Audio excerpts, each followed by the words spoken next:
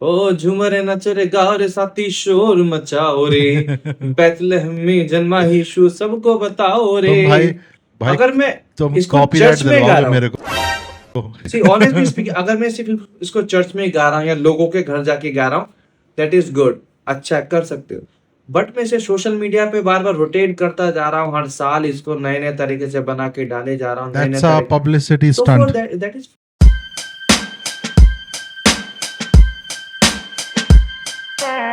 Mic में मुझे शोर का ही चाहिए, सैनहाइजर ही हाँ। चाहिए। सी, अगर आप कॉलिंग को बेच रहे हो तो आप विश्वासी हो ही नहीं। आप एक आर्टिस्ट हो जो अपने आर्ट को दिखाने आए हो बस। भाई साहब एंड मोमेंट पे पैसा, आपने अभी तक मेरे मैनेजर को पैसा नहीं पहुंचाया, मैं नहीं आ रहा हूं। आपको मैंने मैसेज दिखाया था ना। ऐसी ऐसी चीजें हुई हैं, एंड मोमेंट पे डिच करा गया है क्योंकि उनको जितना डिमांड था वो पैसा उनके पास नहीं पहुंचा। सपोज लाइट चली गई तो क्या उस टाइम पे वर्शिप रोक दी जाएगी? हाँ भाई रोक देते हैं। मैंने तो देखा है लोग रोक देते हैं। अब वर्शिप और वर्शिपर रिलेट नहीं हो पा रहे बॉस, और पिक्चर कुछ अलग दिखाई जा रही है। प्रार्थना के गीत आने के पहले लिस्ट आ जाती कि भाई साहब ये खर्चा है, ये लगेगा, ये पानी लगेगा, ये गिलास लगेगा, ये सिंबल्स लगेंगे, ये गिटार होगा, ये देखो। क्योंकि भैया जब तक मुझे स्टेज या प्लेटफॉर्म नहीं मिलेगा या मेरे गाने हिट नहीं होंगे या मेरे पास फॉलोइंग नहीं होगी तो मैं आराधक नहीं हूँ। नहीं, आपकी कॉलिंग, आपके फॉलोइंग, आपके लाइक और सब्सक्राइब से डिसाइड नहीं होता। It is not about stage कि मैं स्टेज पे खड़ा होके गिटार बजाऊंगा ही वर्शिपर कहलाऊंगा या तभी मैं वर्शिप कर सकता हूँ, ये शायद रॉन्ग है। ना यीशु तुमसे धन चाहता है, ना तुम्हारे दौलत चाहता है, ना तुम्हारी शोहरत चाहता है। मतलब अगर मैं बोलता हूँ जो लोग ये सोचते हैं कि मैंने धन दौलत पैसा शोहरत सब यीशु के चरणों पे रख दिया है और आप खुद मसीह से दूर हो तो कोई सार नहीं है। सैक्रिफाइस कौन कर सकता है? सैक्रिफाइस करने के लिए क्या होना जरूरी है? कोई एक ऐसी चीज जो खुद की हो। क्रूस उठा के चलने का मतलब ये नहीं कि आप आपकी रिस्पॉन्सिबिलिटी से दूर हो जाओ, आप अपनी लाइफस्टाइल, आप अपना लाइफ जीना छोड़ दो, शादी नहीं करो। ये सब परमेश्वर का फंडा नहीं है। ये हम सबको सीखने की जरूरत है, वो हर एज में सीखने की जरूरत है। कंपैरिजन किसी भी एज में आ जाता है, कंपटीशन किसी भी एज में आ जाता है, उसका तो आप एज का फैक्टर लगा ही नहीं सकते हम लोग। जैसे मेरे पास में सवाल आता है या थॉट आता है या कुछ भी ऐसी चीज एक मनुष्य के तौर पे आती, तो किस तरीके से हमें डील करना चाहिए। जो लोग इस पे स्टे कर जाते हैं, इस थॉट को जो अंदर ले लेते हैं ना, आई फील वो ट्रैप में फंस जाते हैं। हर किसी को हर जगह से, कहीं भी क्यों ना हो आप जिंदगी में, चाहे आप स्लम में हो, चाहे आप पैलेस में हो, चाहे आप घर में हो, चाहे आप कोठी में हो, जहां कहीं भी क्यों ना हो, परमेश्वर की अगर बुलाहट आपके लिए है तो परमेश्वर आपको वहां से उठा के खड़ा करता है। भाई मनोज भाई, वेलकम टू द पॉडकास्ट भाई। थैंक यू भाई, थैंक यू सो मच आदिश भाई। भाई कितने स्ट्रगल कितने रीटेक हुए इस पॉडकास्ट के। तीसरी बार तो हमारा हो चुका है, मतलब this is fourth time we are doing ना। 2 बार तो टेक्निकल इश्यूज थे, एक बार हम लोग सोच रहे थे कि हाँ, हम लोग सोच रहे थे सीरीज निकालेंगे और एक ही पॉडकास्ट को रीटेक कर करके थक गए। बहुत ज़्यादा रुकावटें आई। हमारा इस पॉडकास्ट को जब हम रिकॉर्ड कर रहे थे ना, तो उसमें केवल मतलब लोग सोचेंगे अरे यार ये लोग ऐसा रीटेक क्यों कर रहे हैं, क्या कुछ छुपा रहे थे? नहीं, कुछ छुपा नहीं रहे थे। एक्चुअली कुछ ना कुछ प्रॉब्लम हो रही थी। कभी रिकॉर्डिंग गलत हो जा रही थी, कभी ऑडियो बंद हो जा रहा था, कभी वीडियो ग्लिच हो जा रहा था, कभी कनेक्शन लॉस्ट हो रहे थे। तो सो मेनी प्रॉब्लम्स। बट वही बात है ना कि जब कुछ बड़ी चीज आने वाली होती है, जब का काम होने वाला होता है ना, जहाँ झूठ खत्म होने वाले होते हैं, वहाँ शैतान कुछ ना कुछ तो जाल बुनता ही है कि किसी तरह लोगों को किसी तरह से चीजें सामने ना आए। सो मनोज भाई, इससे पहले कि हम डीप कन्वर्सेशंस में जाएं आराधना के विषय में, आराधना के बारे में, जल्दी से आपके बारे में, आप क्या करते हैं, आप कहाँ हैं और आप क्या सेवा भी कर रहे हैं और आपकी गवाही, उसके बारे में बताएं। सबको जय मसीह की। और मैं सच में परमेश्वर का बड़ा शुक्रगुजार हूँ और कि परमेश्वर ने ये मौका दिया कि हम मिलकर, आदिश भाई और मैं, यहाँ से बैठकर परमेश्वर की उन गुप्त बातों को जो उसने हमें सिखाया कि किस तरीके से आराधना करनी चाहिए, मौका दिया कि वो शेयर कर सके। तो मैं परमेश्वर का बड़ा शुक्रगुजार और धन्यवाद करता हूँ। और मैं आदेश भाई का भी बड़ा शुक्रगुजार हूँ कि भाई ने मुझसे कनेक्ट किया ताकि परमेश्वर का राज्य बढ़ सके और कई चीज़ों को हम और सीख सकें। हो सकता है कि जो हम बात करें तो जो व्यूअर्स हैं वो भी उसको देखें और सीख सकें, और हम भी इन बातों में जो हमारे सामने सवाल आते हैं तो हम भी सीख सकें कि परमेश्वर हमारे द्वारा किन बातों को और खोल कर रखना चाहता है। तो जैसे आपने सुना, मेरा नाम मनोज है और मैं दिल्ली के अंदर रहता हूँ, और परमेश्वर ने मेरी बुलाहट बहुत पहले से ही बना रखी थी, जैसे उसका वचन कहता है कि तुम माँ के गर्भ से ही चुने गए हो। तो अगर मैं यदि बात को कहूँ, शुरू से बात करूँ, तो मैं बोलने में भद्दा था, मैं तुतलाता था, मगर परमेश्वर की जो योजना थी वो मेरी चित्त में कभी नहीं थी, वो मेरे कभी सोच विचार में नहीं थी। मेरे घर वाले इस बात से चिंतित थे कि मैं तुतलाता हूँ, मेरे शब्द साफ नहीं है, मगर परमेश्वर के प्लान साफ है। तो उसने बिना और किसी चीज़ों के धीरे-धीरे मेरी ज़ुबान को साफ करना शुरू किया, और आज मैं आपके सामने एक परमेश्वर का दास और उसका आराधक, उसकी आराधना करने वाला बनकर बैठा हूँ, और मैं इस बात के लिए परमेश्वर का बड़ा शुक्रगुज़ार हूँ कि परमेश्वर ने मेरी तकलीफ़ जो बचपन से थी उसको अपने आप दूर किया और अपने राज्य के लिए मुझे खड़ा किया, ताकि मैं अपनी आवाज़ के द्वारा उसके नाम की महिमा को कर सकूँ। मैं एक ऐसी जगह पे पैदा हुआ जो स्लम एरिया कहलाता है, जिसे हम हिंदी में बोले साफ शब्दों में झुग्गी-झोपड़ी। और परमेश्वर ने, जब मैं वहाँ जन्म लिया, तो मैंने कभी सोचा नहीं था कि परमेश्वर की क्या योजनाएँ होंगी, क्योंकि मैं उस टाइम पे परमेश्वर को जानता नहीं था, या मेरे परिवार में से कोई भी जन परमेश्वर को नहीं जानता था। तो वो परमेश्वर का राज्य और मेरा राज्य, इसमें कोई ब्रिज नहीं था, ऐसा कभी सोचा नहीं था कि मैं कभी इस सच्चे परमेश्वर यीशु मसीह को जान भी पाऊँगा, मगर ये परमेश्वर की योजना में था, और उसने सारी चीज़ों को अपने आप धीरे-धीरे करके लाइन पे लाना शुरू किया। हालाँकि हम सब जानते हैं कि स्लम की जो लाइफ़ होती है वो ईज़ी नहीं होती है, और उसमें बहुत स्ट्रगल होता है। तो उस दौरान, क्योंकि परमेश्वर ने चुन लिया था, तो उसने ही अपने हिसाब से मुझे तैयार करना था। तो परमेश्वर ने कई-कई जगह से मेरी ज़िंदगी में लोगों को जोड़ा, और जो धीरे-धीरे मेरे साथ में जुड़ते गए, और परमेश्वर ने उनके द्वारा मेरी ज़िंदगी को सँवारना शुरू किया। तो मैं परमेश्वर का बड़ा धन्यवाद करता हूँ कि उसने मुझे चुना और बुलाया भी और चुना भी। मैं परमेश्वर का धन्यवाद करता हूँ इस बात के लिए। अगर मैं अपनी गवाही के बारे में खोलना शुरू करूँ, तो जैसा कि आपने सुन लिया है कि मैं बचपन में बोलने में भद्दा था और मेरी ज़ुबान साफ नहीं थी। मुझे खुद नहीं पता था कि सही तरीके से बोला किस तरह जाता है। तो मैं परमेश्वर का धन्यवाद करता हूँ कि सबसे पहले परमेश्वर ने मुझे उस चीज़ से निकाला, और अपनी आराधना कराने के लिए उसने एक चीज़ को पहले क्लियर किया। तो मैं कभी चर्च गया नहीं था, और ना मेरे परिवार में से कभी कोई चर्च गया था।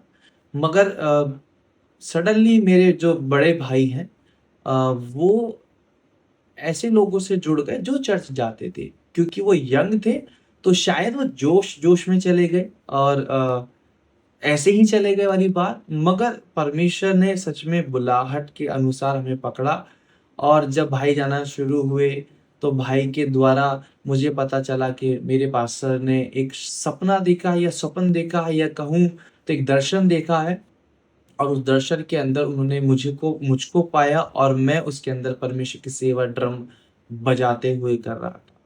तो जब मुझे ये बात पता चली कि मुझे ऐसा बताया गया कि मैं पास्टर ने, उनको परमेश्वर ने ऐसा दिखाया है स्वप्न या दर्शन, तो मेरे बड़े भाई ने जब मुझे बताया, तो फिर मैंने सोचा चलो देखते हैं, चल लेते हैं।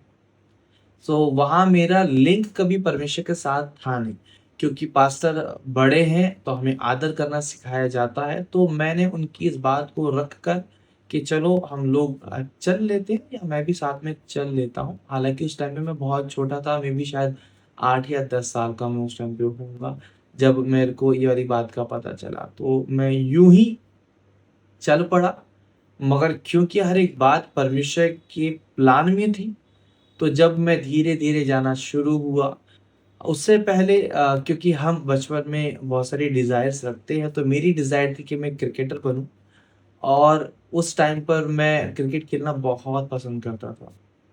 तो मैंने अपने पापा से बहुत ज़ोर लगा के कहूँ तो ज़िद करके अ, ये माँगा कि आप मेरा एडमिशन एक क्रिकेट क्लब में करा दो।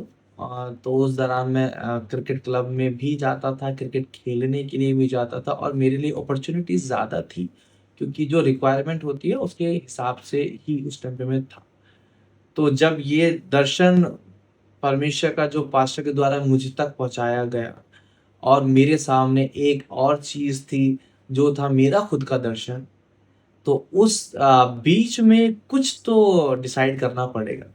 तो या तो मैं इस तरफ हो सकता था या मैं उस तरफ। तो कुछ टाइम तक तो मैं मैनेज करता रहा। सम टाइम मैं चर्च स्किप करता था और कई बार मैं मेन जो मेजर मैचेज़ होते थे, उनको मैं स्किप करता था। बट कुछ टाइम करते-करते फिर सडनली मेरा रुझान और मेरा प्रेम या कहूँ मेरे अंदर जो चीज़ें चल रही थी वो परमेश्वर के राज्य की तरफ ज़्यादा बढ़ती चली गई और फिर जब मेरे को एक समय ऐसा आया कि सोचना पड़ा कि अब मुझे क्या करने की ज़रूरत है, क्योंकि या तो मैं इस तरफ हो सकता हूँ या मैं उस तरफ हो सकता हूँ।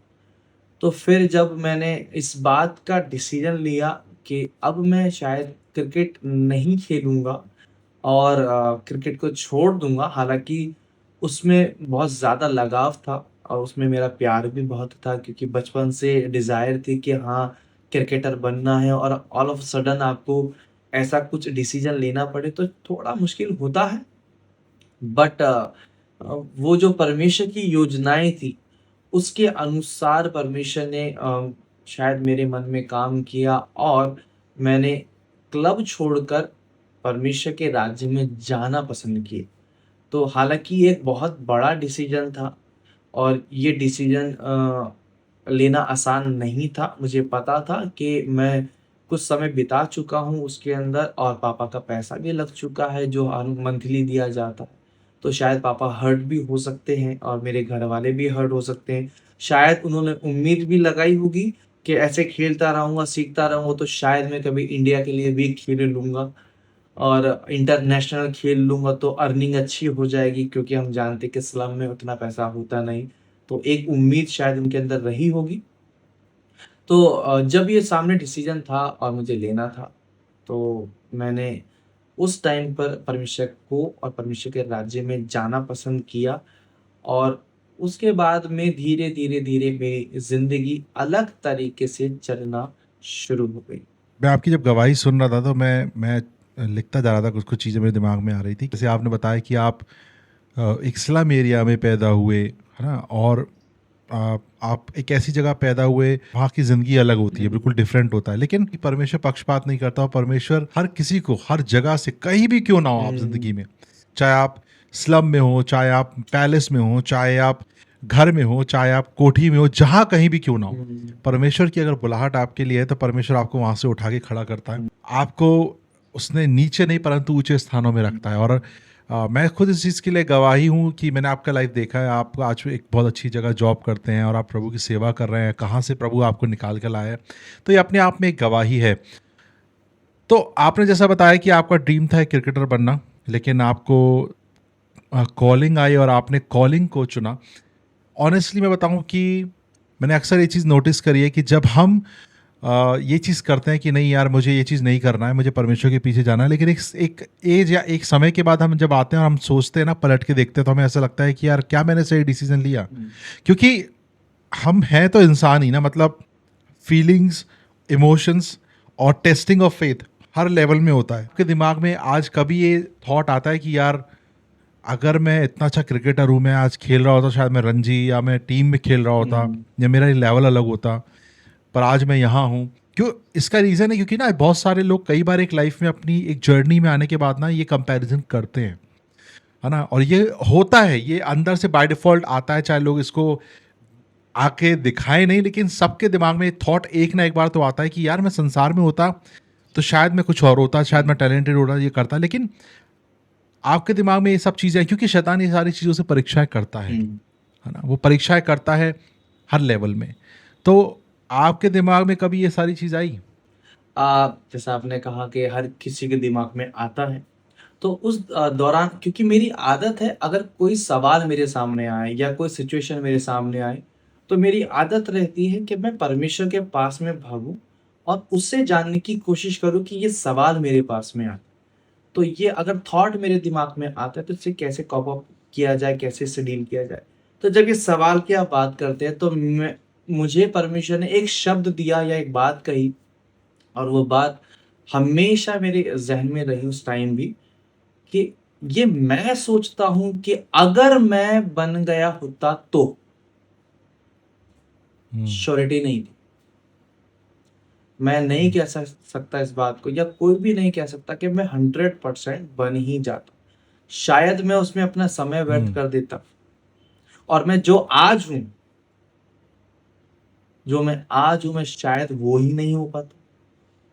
आज का तो मुझे पता है। तो इस सवाल से, इस बात से, इस तरीके से मुझे डील करने में बहुत आसानी हुई कि उस बात की भी श्योरिटी तो नहीं थी।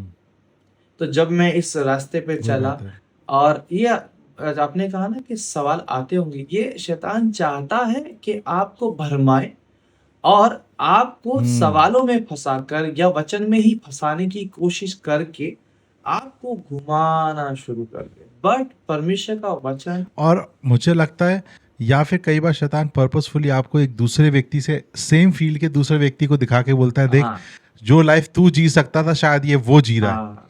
तो डिसेप्शन करता है। और मुझे लगता है कि जब ये सवाल कर रहा था तो मेरा एक पॉइंट दिमाग में ये था कि मैं बहुत सारे यंगस्टर्स बात को समझें कि calling is always greater than your goal. परमेश्वर की जो कॉलिंग है ना, वो आपके गोल से हमेशा बड़ी ही रहेगी।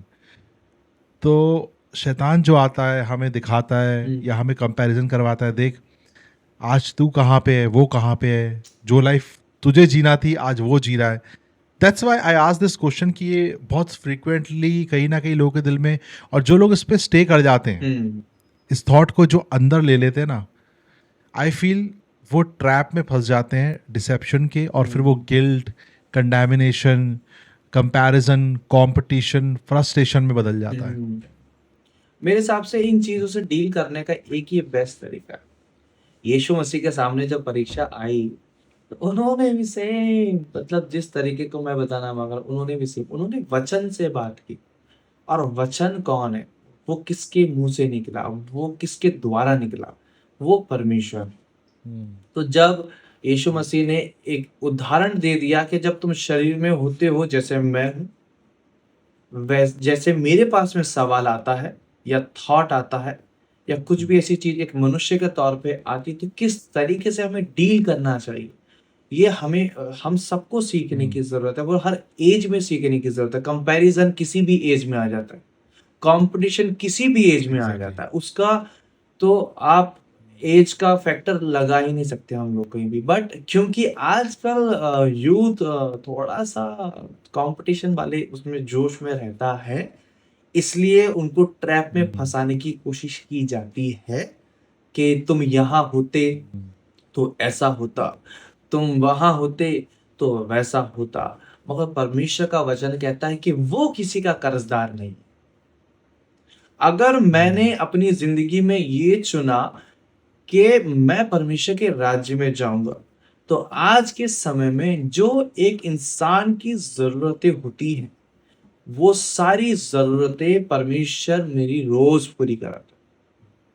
और ऐसी कोई जरूरत नहीं जो मैं अब शायद अपनी जिंदगी में पूरा होते हुए ना देख सकूं या ना देखा हो। मेरे को परमेश्वर ने अपना घर दिया, परमेश्वर ने मेरे को इतनी अच्छी जॉब दी, मेरे को परमेश्वर ने गाड़ी दी, परमेश्वर ने मेरे को अपने हुनर से नवाजा। आप बात करेंगे वर्शिप को लेकर, परमेश्वर ने उस टाइम पे सिर्फ एक ड्रम दिखाया था मेरे पास्टर को, मगर आज परमेश्वर की ही दया से, परमेश्वर के ही अनुग्रह से मैं कई प्रकार के इंस्ट्रूमेंट बजा सकता हूँ। और मैं सिर्फ बजाना नहीं, मैं सिखाना भी मैंने जाना। तो परमेश्वर ने सिर्फ बजाना नहीं सिखाया, सिखाना भी सिखाया कि कैसे सिखाया जाता है। तो मेरा परमेश्वर किसी भी बात में अगर कहो तो ना पैसों की बात में, क्योंकि जो इंसान की ज़रूरतें पूरी करने के लिए जो पैसा चाहिए, वो पूरा मुझे मिलता है। मेरे घर में कोई भूखा नहीं सोता, मेरे घर में कुछ खाने को किसी चीज़ की कमी नहीं होती है, ना कपड़ों की कमी है, ना मेरे रहने की मेरे ऊपर छत है, या परमेश्वर ने दी। अपनी छत है, परमेश्वर ने अच्छी सैलरी दी, अच्छी जॉब दी, परमेश्वर ने इतनी इज़्ज़त से नवाज़ा, तो मैं परमेश्वर का धन्यवाद एग्जैक्टली। करता हूँ। तो वो किसी का कर्ज़दार नहीं है, ये तो सिर्फ़ लोग और शैतान है कि वो ट्रैप में फँसाना चाहते हैं। कॉल एंड आएगा। मुझे ऐसा लगता है हुँ, कि ना, एग्जैक्टली मुझे ऐसा लगता है कि ना मनोज, मैं यहाँ पे ये भी चीज़ ऐड करता हूँ कि जैसा मैंने बोला, calling is not it's like छोटी चीज़ नहीं है, calling is exactly, higher, I mean like आपके गोल से बड़ी है। Exactly. At the same time मैं हम दोनों भाई मिलके उस हर एक जनरेशन के व्यक्ति से बात बोलना चाहते हैं हुँ, कि ये बात भी समझो कि कॉलिंग, जो मैं पर्सनली समझता हूँ कॉलिंग क्या है, calling is not sacrificing hmm, things, you know, calling is act of obedience. Hmm, मतलब कॉलिंग जो है ना वो एक सेक्रीफाइस नहीं है। हमें ऐसा लगता है कि यार परमेश्वर ने हमें बुला लिया तो now we have to sacrifice everything, और हम इसका बेस वर्स लेते हैं कि यीशु ने कहा आप मेरे क्रूस उठाओ मेरे पीछे चलो। Hmm, I agree, you have to, क्रूस उठा के चलने का मतलब ये नहीं कि आप आपकी आपकी रिस्पॉन्सिबिलिटी से दूर हो जाओ, हुँ, आप अपनी लाइफस्टाइल, आप अपना लाइफ जीना छोड़ दो, आप कपड़े पहनना छोड़ दो, आप बिल्कुल कहते हैं ना कि बिल्कुल ज़िंदगी में जीना छोड़ दो, शादी नहीं करो, ये सब परमेश्वर का फंडा नहीं है। मैं विश्वास करता हूँ calling is an act of obedience. आपको परमेश्वर ने अगर जिस बुलाहट से बुला, बाइबल कहती है ना, जिस बुलाहट से बुलाए गए हो उसके योग्य हुँ, चाल चलो। एग्ज़ैक्टली। इट्स लाइक उस आवाज़ को जब तो बोला है, जैसे परमेश्वर ने मनोज को बुलाया कि मैं तुझे चाहता हूँ, कि मैं तुझे इस्तेमाल करना चाहता हूँ कि तू मेरा कार्य वो करे, और तू तेरे अंदर जो गिफ्ट प्रभु ने नाजा उसके थ्रू तू काम करे। मेरे को जैसे बोला है प्रभु, मुझे बुलाया कि इसके थ्रू मैं काम करूँ, सो इट्स ऑन मी। हुँ, अब मैं उस कॉलिंग को लेता हूँ और मैं सुनता हूँ, and now it's on me, ball is on my court, कि अगर मैं उस पर एक्ट करता हूँ, कि मैं परमेश्वर की आवाज़ को सुन के ग्रहण करके हुँ, और उसकी ओबीडियंस, उसकी वॉइस पे एक्ट करता हूँ, तो इट्स एन ओबीडियंस। हुँ, और जब आप एक्ट करते हो तो आप सैक्रिफाइस नहीं कर रहे हो। यीशु ने ये नहीं कहा कि जब तुम मेरे पीछे चलोगे तो भैया अब तुम्हें ज़िंदगी में कुछ नहीं करना है। और हम, मुझे लगता है कि हम वचन को ना बहुत जगह पे गलत कोट कर देते हैं। यहाँ पे बहुत सारे ज्ञानवान लोग ये वचन कोट करते हैं, यीशु ने कहा जो अपनी माँ को या अपने पिता को या मुझसे ज़्यादा प्यार करेगा वो मेरे पीछे नहीं चल सकता। हुँ, द पॉइंट इज, कॉन्टेक्स्ट ये है कि इवन आप संसार में आपके साथ रिश्ते हैं, परिवार है, माँ बाप है, रिस्पॉन्सिबिलिटी है। हुँ, मैंने अगेन वही बात बोलूँगा, कॉलिंग इज हायर। तो आपकी प्रायोरिटी शुड बी गॉड हुँ, फर्स्ट, उसके अंडर आपकी सारी चीज़ें आती हैं। आप जब परमेश्वर को पहला स्थान देते हैं उसके बाद आपकी लाइफ में आपकी फैमिली, मिनिस्ट्री, सब चीज़ आती हुँ। हैं। So it's not just about sacrificing, it's about obedience, it's act of obedience. That's what I personally believe कि अ, कॉलिंग एक बहुत प्रेशियस होती एक है यार। सवाल हाँ शायद बिल्कुल बिल्कुल, या शायद आपके व्यूअर्स के लिए भी हो सकता है, मेरी तरफ से भी हो सकता है। सैक्रिफाइस कौन कर सकता है? सैक्रिफाइस करने के लिए क्या होना ज़रूरी है? कोई एक ऐसी चीज़ जो खुद की हो, बट सब कुछ तो ऊपर से आ रहा है। तो मैं कैसे कह दूँ कि एग्जैक्टली। मैंने तेरे लिए सैक्रिफाइस कर दिया? अगर तू ही नहीं देता तो क्या सैक्रिफाइस करता? इस सेक्रीफाइस तो यीशु ने अपने आप को करा है। एग्ज़ैक्टली। तो जो खुद का है, और इस हम्म, दुनिया में खुद का किसी के पास कुछ नहीं, सब परमेश्वर का दिया हुआ है। तो अगर कोई एग्जैक्टली। उस विचार में जीता हो या इस विचार में रहता हो कि मैंने परमेश्वर के राज्य के लिए ये सैक्रिफाइस कर दिया, परमेश्वर के लिए वो हाँ हाँ हाँ, सैक्रिफाइस ये कर होता है, दिया, या एग्जैक्टली। परमेश्वर की मिनिस्ट्री के लिए, सेवा के लिए मैंने ये सैक्रिफाइस किया। मैंने इतने साल तक सेवा करके सब मैंने छोड़ दिया। हाँ, इतने सालों सेवा करी और मैंने इतने साल आराधना करी और फिर मैंने इतना सैक्रिफाइस किया है, मेरे पास खाने के पैसे नहीं थे, मैं पैदल जा रहा था, मैंने कितना सैक्रिफाइस किया, वो सब परमेश्वर ने दिया। पैदल चलने के लिए ताकत भी ऊपर से ही आई, सांस भी ऊपर से ही आई। और इनफैक्ट लगता है मुझे कि इवन सेक्रीफाइस, इसको हम सेक्रीफाइस भी नहीं बोलते। देखो मेरा ये कहना है एग्जैक्टली। कि आप, आपकी परिस्थिति उस समय शायद वो रही होगी, या आपकी परिस्थिति में आपने उस समय आप उस फेस ऑफ लाइफ से जा रहे हो। जैसे मैं बताता हूँ, मेरी गवाही में जब मैं सेव्ड हुआ तो मेरे पास ना गाड़ी थी, ना मेरे पास कोई मोटरसाइकिल या ऐसा कार वगैरह कुछ नहीं थी, और ना मेरे पास इतना पैसा था कि मैं जाके बस बिल्कुल ऐश और आराम में नहीं। उस टाइम पीरियड में मेरी फेस ऑफ लाइफ था कि मैं पैदल जाता था, चाय के टपरों में बैठ के चाय पी रहे हैं, दोस्त यारी के साथ, मतलब कॉलेज भी जा रहे हैं तो कई बार बाइक से जा रहे हैं, लिफ्ट लेके जा रहे हैं। तो मैं ये नहीं बोलूँगा कि मैंने सेक्रीफाइस करा, मैं बल्कि ये बोलूँगा कि मैं धन्य, परमेश्वर तेरा धन्यवाद कि मैंने उस समय तेरी बुलाहट को सुनकर उस पे एक्ट करा, और तूने मुझे चुन लिया, और तेरे उस बुलाहट पे मैं चलना शुरू कर दिया। वो मेरे लिए ज्यादा बेटर है, वो बेटर है, और rather than after, हाँ, because nobody has exactly, anything. मुझे भी कुछ नहीं है किसी के पास में। That's true. अगर मैं जान की बात करूं तो वो भी उसकी दी हुई, अगर मैं सामान की बात करूं तो भी उसका दिया हुआ। अगर मैं कहूं कि मेरे में बहुत हुनर है और मैं वो हुनर दूसरों को देता हूं तो वो भी उसी का दिया हुआ। Nothing is mine, so I cannot sacrifice anything. If nothing is mine, how I can sacrifice anything? So वो भी परमेश्वर के लिए तो बिल्कुल भी कुछ नहीं दे सकते, क्योंकि सब कुछ तो वहीं से आ रहा है। तो कोई अगर इस भ्रम में जीता हो, और अगर देना ही है ना तो अपने आप का अपना जीवन दो बस। That's the biggest thing you can put your heart on the altar कि परमेश्वर मैं अपने आप को समर्पित करता हूँ, और मैं अपने आप को नम्रदीन करता हूँ, समर्पित, मुझे लगता है उससे बड़ी चीज समर्पित, सरेंडर। हाँ एग्जैक्टली, उससे बड़ी चीज कुछ नहीं है, उसमें भी सैक्रिफाइस नहीं। Surrender is a different thing. अपने आप को समर्पित कर देना अपने मास्टर के हाथों में। अगर मिट्टी, वही मुझे लगता है बेटर है। अगर मिट्टी के पैर हो तो वो भागना शुरू कर दे, उसकी भी मर्जी चले। वो अपने आप को समर्पित करके रखती है अपने कुम्हार के हाथों में, वो जैसा चाहे आकार देते। मिट्टी ये कहे कि मैंने सेक्रीफाइस किया, ये मैं चाहती तो भाग जाती, मैं, वो सब भ्रम है, शैतान या विरोधी। मुझे आपने ये बोला ना, आपने ये बोला मिट्टी के उससे कि मिट्टी और पात्र के बारे में, तो मुझे अभी आपने बोला तो मिट्टी के लिए, तो मुझे वो अर्नेस्ट मालजी का गाना याद आ गया। बड़ा ही खूबसूरत गाना है। मिट्टी को कुम्हार जैसे हाथों से अपने निखारे, मिट्टी को कुम्हार जैसे हाथों से अपने निखारे, छू मुझे छू। वो गीत इतना खूबसूरत है, तो मुझे वो याद आ गया कि सच बात है, हम कौन है? हम मिट्टी तो हैं। हमें बनाने वाला कौन है? हमारा पिता। उसने हमें बनाया। हम क्या है? कुछ नहीं है। हमारा एग्जिस्टेंस क्या था? कुछ नहीं था। ही बनाए गए। हमें अपना वजूद नहीं बोलना कि हम बनाए गए वहीं से हैं, परमेश्वर ने ही बनाया। ठीक है। तो एक गीत और मुझे याद आता है अमित का, हाँ, अपने आप को सरेंडर के बारे में अगर मैं बात करूं तो समर्पित करने पे एक गीत याद आता है कि चाक पर अपनी रख मुझे, रूप अपना यीशु दे मुझे, जलाल का अपने बर्तन बना, आकार दे अपने हाथों से, तेरी मर्जी हो पूरी मुझसे, एक ऐसी मशक मुझको बना। सो अपने आप को सरेंडर करना है। There is no sacrifice for human जो परमेश्वर के लिए करते हो, क्योंकि सब कुछ उसी। और मैं एक गाना मैं भी बताऊंगा, मुझे भी एक गाना एक और याद आ गया। अब आराधना में हम धीरे जा रहे हैं। अमित कामले जी का है ना, क्या दे सकता हूँ मैं, क्या ला सकता हूँ, कहता तुझे बस शुक्रिया। तो ये क्या है? दिस इज लाइक, मैं क्या दे सकता हूँ, मैं कौन हूँ, मैं क्या दे सकता हूँ। Only thing I can give you is that Lord come into my heart. मेरे दिल में मेरा जीवन तेरा है। सरेंडर।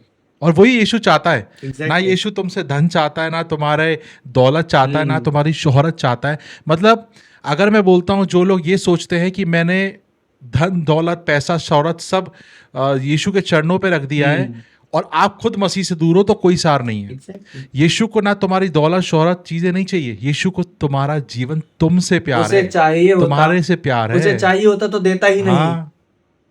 अगर उसे चाहिए होता कि मनोज या मनोज के साथ के जितने लोग हैं वो आके मुझे दे दे सारा पैसा या सारी धन दौलत, तो वो मुझे देता ही नहीं, अपने पास ही रख लेता। वो क्यों देगा कि हाँ ले भैया मैं दे रहा हूँ और फिर मैं बाद में ले लूंगा। It's not like this.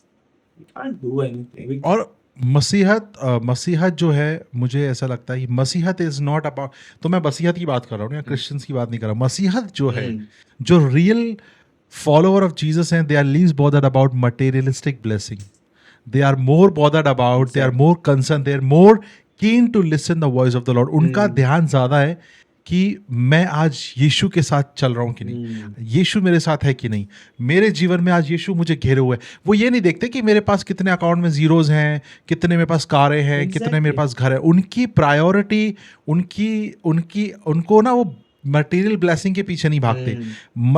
मसीह व्यक्ति जो सच में यीशु के पीछे चलने वाला, उसके लिए हर दिन पता क्या होता है, उठते ही साथ धन्यवाद प्रभु मैं जीवित हूँ, धन्यवाद आप मुझसे कितना प्यार करते हैं, मुझे संभालते हैं।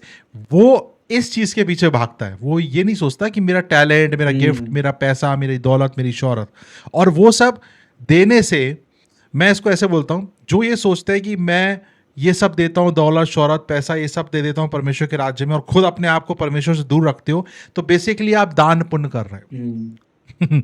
मतलब दान पुण्य यही तो होता है ना, कि भाई मैंने अच्छा कर दिया, मैंने किसी को कुछ कर दिया, मैंने किसी को कुछ कर दिया। लेकिन पॉइंट ये है कि परमेश्वर को हमारा दौलत, शोहरत, पैसा नहीं चाहिए। परमेश्वर अगर कुछ चाहता है तो वो चाहता है हमारा दिल आपको और हमको प्यार करता है। एग्जैक्टली। वो हमसे चाहता है कि मेरे बेटे मैं तुझसे प्यार करता हूँ, ये चीज़ों से थोड़ी। हाँ, ये अच्छी बात है, तूने मेरे लिए सारी चीज़ें हटा दी, बहुत अच्छी बात है, तूने इनको अपना आइडल नहीं बनाया, बहुत अच्छी बात है। लेकिन अगर तू ये सारी चीज़ें हटा दे और तू भी मुझसे दूर रहे, तो उसमें क्या सा भाई, है ना? तो सारी I think चीज को that's another प्राप्त कर topic. ले और अपने प्राण की हानि उठाए तो क्या फायदा? वही, कोई सार नहीं है, Exactly. कोई सार नहीं है। मनोज भाई, वर्शिप पे आते हैं तो सबसे पहला पॉइंट और जिस पे मैं बात करना चाहता हूँ कि बहुत पिंच पॉइंट करके बात करना चाहता हूँ कि व्हाट इज वर्शिप। क्योंकि वर्शिप एक अपने आप में एक बहुत बड़ी चीज़ है, जिसको हम बहुत जगहों पे, बहुत चीज़ें मैं देखता हूँ वर्शिप के नाम पे जो है सही नहीं है। वर्शिप का टैग लगाया जाता है पर वो वर्शिप नहीं है। सो अकॉर्डिंग टू यू, हम और अकॉर्डिंग टू अस, हम लोग भी बात करेंगे, आप भी कन्वर्सेशन में ज्वाइन हो सकते हैं, सब लोग जो देख रहे हैं वो कमेंट में भी बता सकते हैं, what is worship for you. जैसा मैंने कहा कि परमेश्वर ने मुझे उसकी आराधना के लिए चुना है कि मैं उसकी आराधना स्तुति कर सकूं, तो ये सवाल मेरे जहन में भी आएगा जब मैं बुलाया गया हूं, जब मैंने उससे पूछा है, और ये बहुत से लोगों के जहन में आता भी होगा कि वर्शिप क्या है। वर्शिप का जो मैंने अब तक समझा है, दो चीज होती है, एक प्रेज होती है, एक वर्शिप होती है। सो प्रेज एंड वर्शिप, जो अगर मैं इस बात को दो बात में कहूं, तो प्रेज में हम परमेश्वर के नाम को महिमा देते हैं, और जिसमें सिर्फ यीशु का नाम महिमा पाता है, परमेश्वर का नाम महिमा पाता है। और जब मैं वर्शिप को साथ में ऐड कर लेता हूं, तो उसके अंदर मेरी प्रार्थनाएं, मेरे दिल की बातें, कोई भी बंदा वर्शिप कर सकता है। It is not about stage, कि मैं स्टेज पे खड़ा होके गिटार बजाऊंगा ही वर्शिपर कहलाऊंगा, या तभी मैं वर्शिप कर सकता हूं, ये शायद रॉन्ग है। तो वर्शिपर कोई भी हो सकता है जो अपनी बातों को परमेश्वर के सम्मुख लेके जाता है और अपनी जुबान से उसके नाम की महिमा को करता है।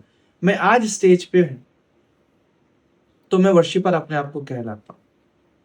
मैं कल स्टेज पे नहीं था तो क्या मैं परमेश्वर का आराधक नहीं था?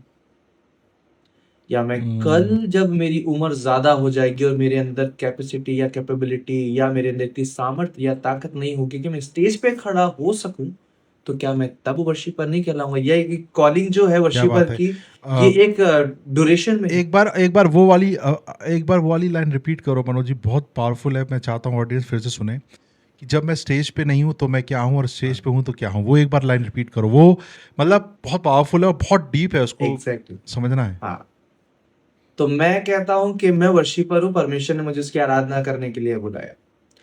आज मैं स्टेज पर हूं तो मैं आज अपने आप को वर्शिपर कहता हूं।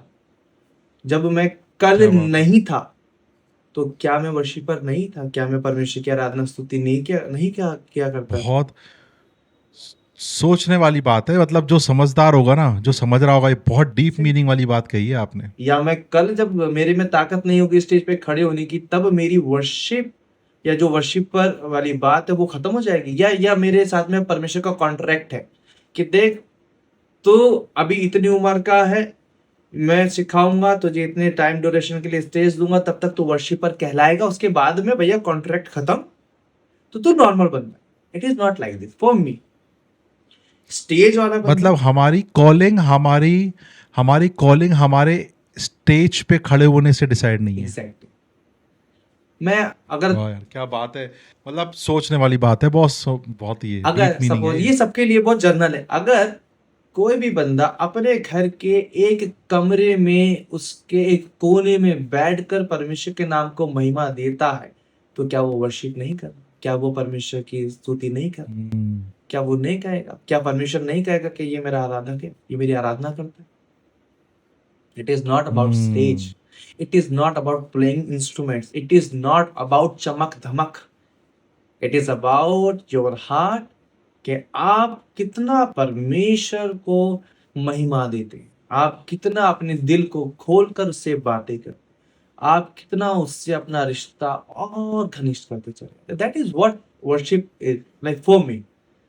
क्या बात है, मैं रात के क्या बात है, मतलब मैं अभी भी ना मैं वही कंज्यूम कर रहा हूँ, आपका थॉट मेरे दिमाग में वही वाला चल रहा है।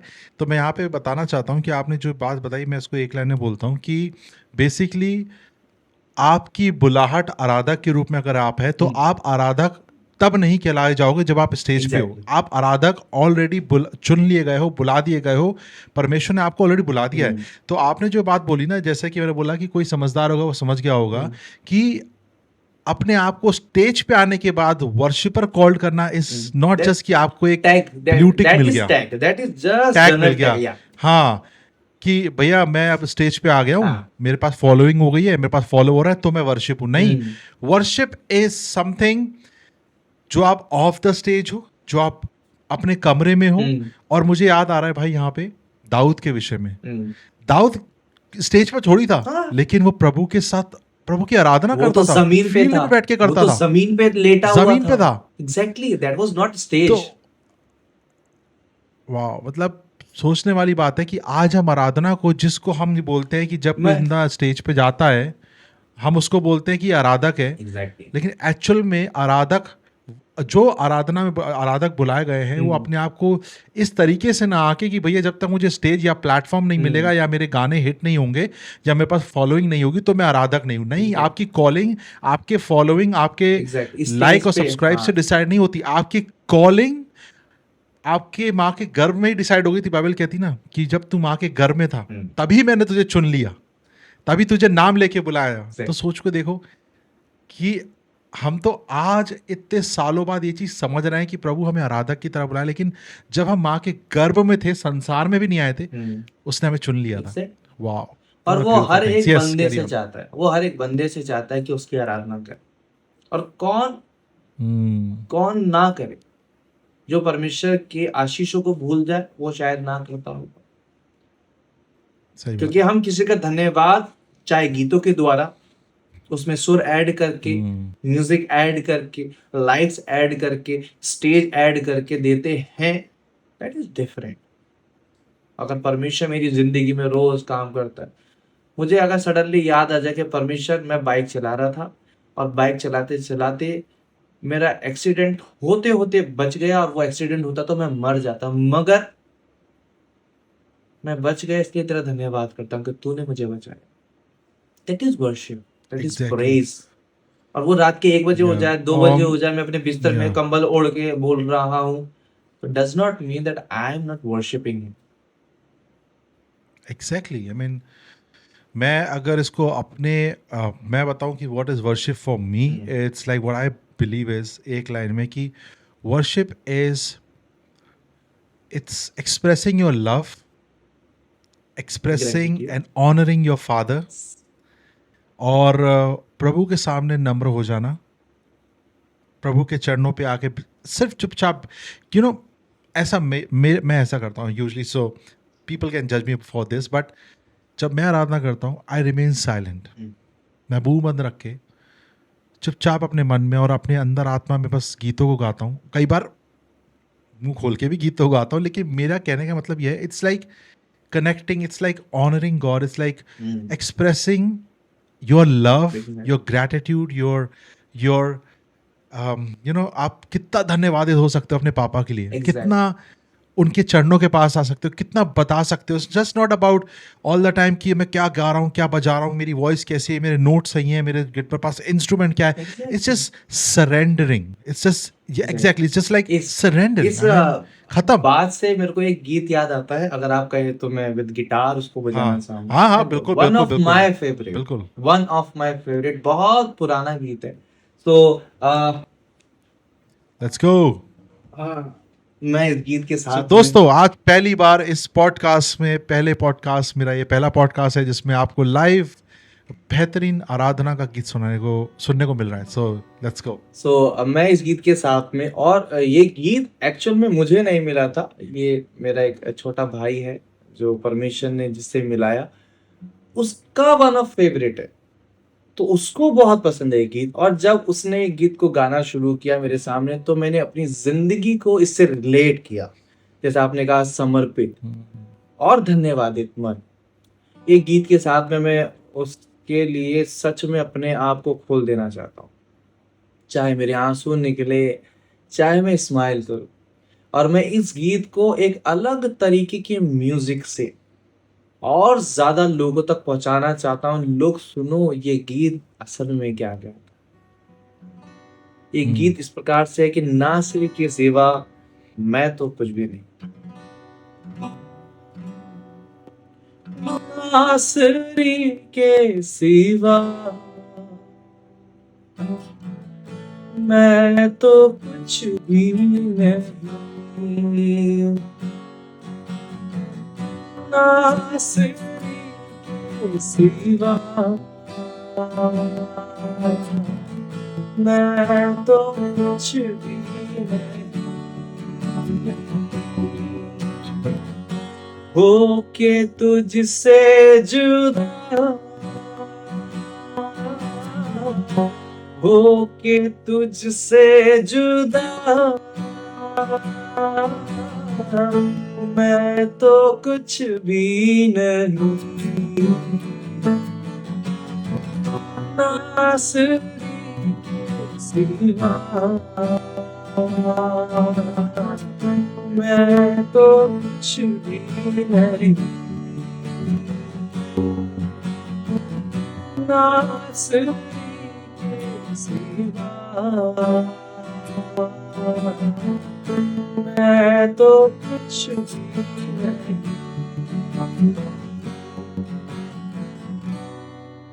ये गीत, क्या बात है, इसके शब्द, वाह, अपने आप में जो बंदा खूबसूरत शब्द है, जो दिल से गाता है, जो अपने आप को सरेंडर करता है, वो इस गीत के द्वारा परमेश्वर को ये बताना चाहता है, मुंह खोलकर. हालांकि परमेश्वर मन की बातों को जानता है, फिर भी मुंह खोलकर ये बताना चाहता है कि सच में मैं तेरे बिना कुछ नहीं. तू है तो मैं हूं, मैं क्या सैक्रिफाइस करूं, सब कुछ तो तेरा. तो सैक्रिफाइस वर्ड मेरे हिसाब से सच बात है, सिवाय परमेश्वर के सच किसी बात ने नहीं किया. और अपने आप को जितना जीरो सरेंडर करके परमेश्वर के समीप रखते, तो उससे बेहतर कुछ नहीं. This is what I personally feel, कि शायद हम लोगों को और बहुत से लोगों को इस चीज को समझने की जरूरत है. दैट्स सो ट्रू भाई. और ये बात बिल्कुल सही कही आपने, और मुझे लगता है काफ़ी लोगों को ये बात समझ में आई होगी. नाउ सवाल आता है कि मैं चाहता हूँ कि इस पे अब हम नेक्स्ट पॉइंट पे जो बात करें वो ये है कि जैसे मान लीजिए, हो सकता है हमारा पॉडकास्ट कोई बच्चा या 12-15 साल का लड़का या बहन या कोई भाई देख रहा है, या हो सकता है कोई 40-50 साल का जो है हमसे बड़े वो देख रहे हैं हमें. वो ये चाहता है कि मुझे थोड़ा हेल्प करे कि मैं कहाँ से शुरू करूँ. एक तो डिपेंड करता है पहले कि आप किस चीज के साथ में करना चाहते. अगर आप कहते हैं मैं गिटार के साथ में करूं, और गिटार वाला तो बिल्कुल सेंटर में खड़ा होता है, तो शायद पहले आपको करेक्ट होने की जरूरत है, क्योंकि आराधक कहीं भी खड़ा हो सकता है, जैसा कि मैंने पहले भी बता दिया है. तो अगर आप चाहते हैं कि किसी इंस्ट्रूमेंट के साथ में करें, तो पहले परमेश्वर से प्रार्थना करें, क्योंकि परमेश्वर ही मार्ग को, रास्तों को खोलने वाला परमेश्वर है. जैसा कि मैं अपनी गवाही में बताना चाहता हूँ, बहुत बड़ी गवाही शायद बीच-बीच में बताता रहूँ। जब मेरी बुलाहट मुझे पता चली कि मैं आराधक हूँ और जब मैंने उससे पूछा कि मेरे को क्या करना है, क्यों तूने ऐसा दर्शन दिखाया? तो जब मुझे पता चला कि मैं आराधक हूँ, तो उस टाइम पे मेरे पास ड्रम नहीं था और ना इस टाइम पे मेरे पास पैसे थे कि मैं किसी अकेडमी में जाके ड्रम सीख सकूँ। मगर हम्म, परमेश्वर ने अपने आप रास्तों को खुलना शुरू किया और मैं धीरे-धीरे मैं अपने बच्चों को भी एक बात सिखाता हूँ कि एक दिन में नहीं होगा, एक दिन ज़रूर होगा।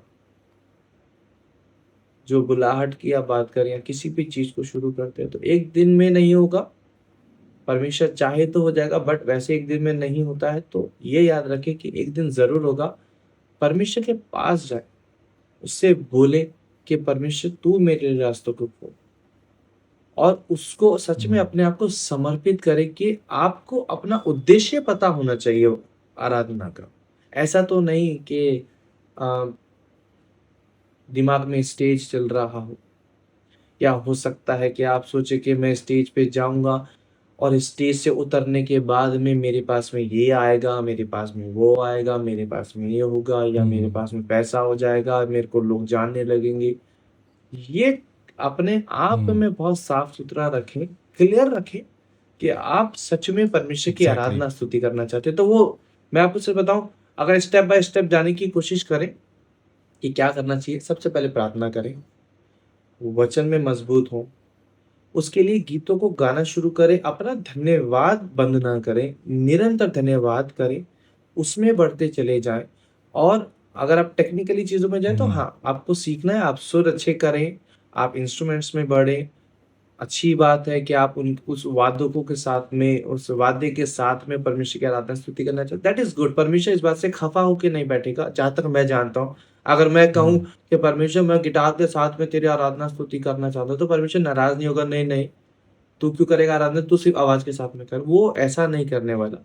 आप चाहते हैं कि आप इंस्ट्रूमेंट सीखें, उसके साथ में करें, दैट इज़ योर चॉइस और उसमें परमेश्वर को बुरा नहीं लगेगा, जहाँ तक मैंने आज तक देखा है क्योंकि मैं बहुत सारे इंस्ट्रूमेंट्स बजाकर उसकी आराधना स्तुति करता हूँ। और एक बात हमेशा याद रखें कि गाना गाना ही आराधना नहीं है। आप ये ना सोचें कि आराधक को सिर्फ़ गाना आना ही चाहिए वाला, सुर मैटर नहीं करते ज़्यादा अगर परमेश्वर की आराधना की बात होती है। आप सीखें, अच्छी बात है। अगर आप किसी इंस्ट्रूमेंट को बजाते हैं, वो भी आपकी आराधना है क्योंकि आप परमेश्वर को समर्पित करते हैं उन चीज़ों को, उन सारी बातों हम्म, को जो आपका हुनर मिला है।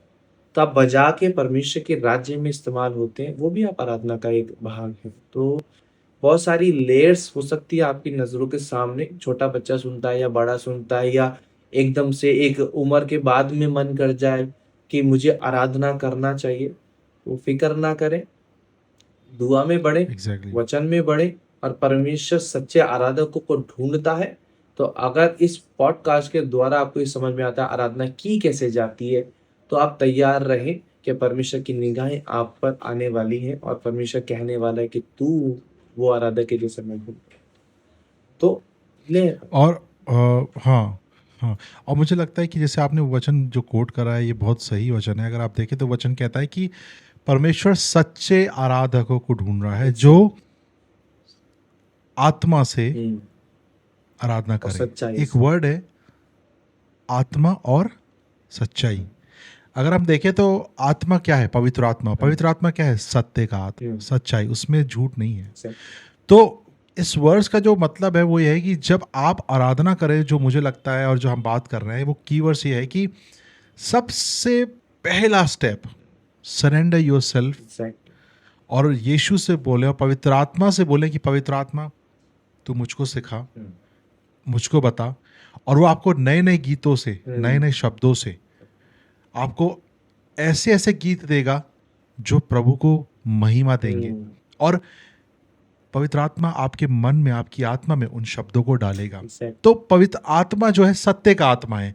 और जब आप उसमें होकर यीशु की आराधना हुँ। करेंगे ना, परमेश्वर ऐसे सच्चे आराधकों को ढूंढ रहा है जो आत्मा मैंने से हाँ, आराधना करें। इसीलिए मैंने बोला कि पहले ही अपने आप को जाँच लें कहीं आपके दिमाग में स्टेज तो नहीं, क्योंकि आप हाँ, क्योंकि मनुष्य हम इस पॉइंट पे आने वाले हैं, हम इस पॉइंट पे आने वाले हैं, हम इस पॉइंट पे आने वाले हैं कि ना मैं इस पॉइंट को इसलिए टच कर रहा हूँ जल्दी से क्योंकि हम उस पॉइंट पे पहुंच चुके हैं जहाँ पे मैं ये पॉइंट लिखा था। आज आराधना बहुत ही अलग तरीके से दिखाई जाती है। आराधना और आराधक में बहुत डिफरेंस है।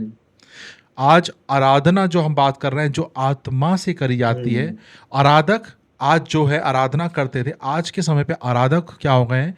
मैं किसी को और हम किसी को जज नहीं कर रहे हैं, पर जो सत्य है उसको सामने भी लाना ज़रूरी है। कहने को तो कहा जाता है कि हम आराधक हैं, हम आराधना कर रहे हैं, पर जब आप देखें कि जब आप कोई आराधक को या किसी वर्शिप लीडर को आप रीच आउट करते हैं और वो बहुत अच्छे वर्शिप लीडर है ना, और मैं ये नहीं बोल रहा हूँ गलत है या कोई भी स्पेसिफिक, बहुत अच्छे हो सकता है, वो बहुत अच्छे वर्शिप लीडर है, आपने उनके गीतों को सुना, सब कुछ सुना है।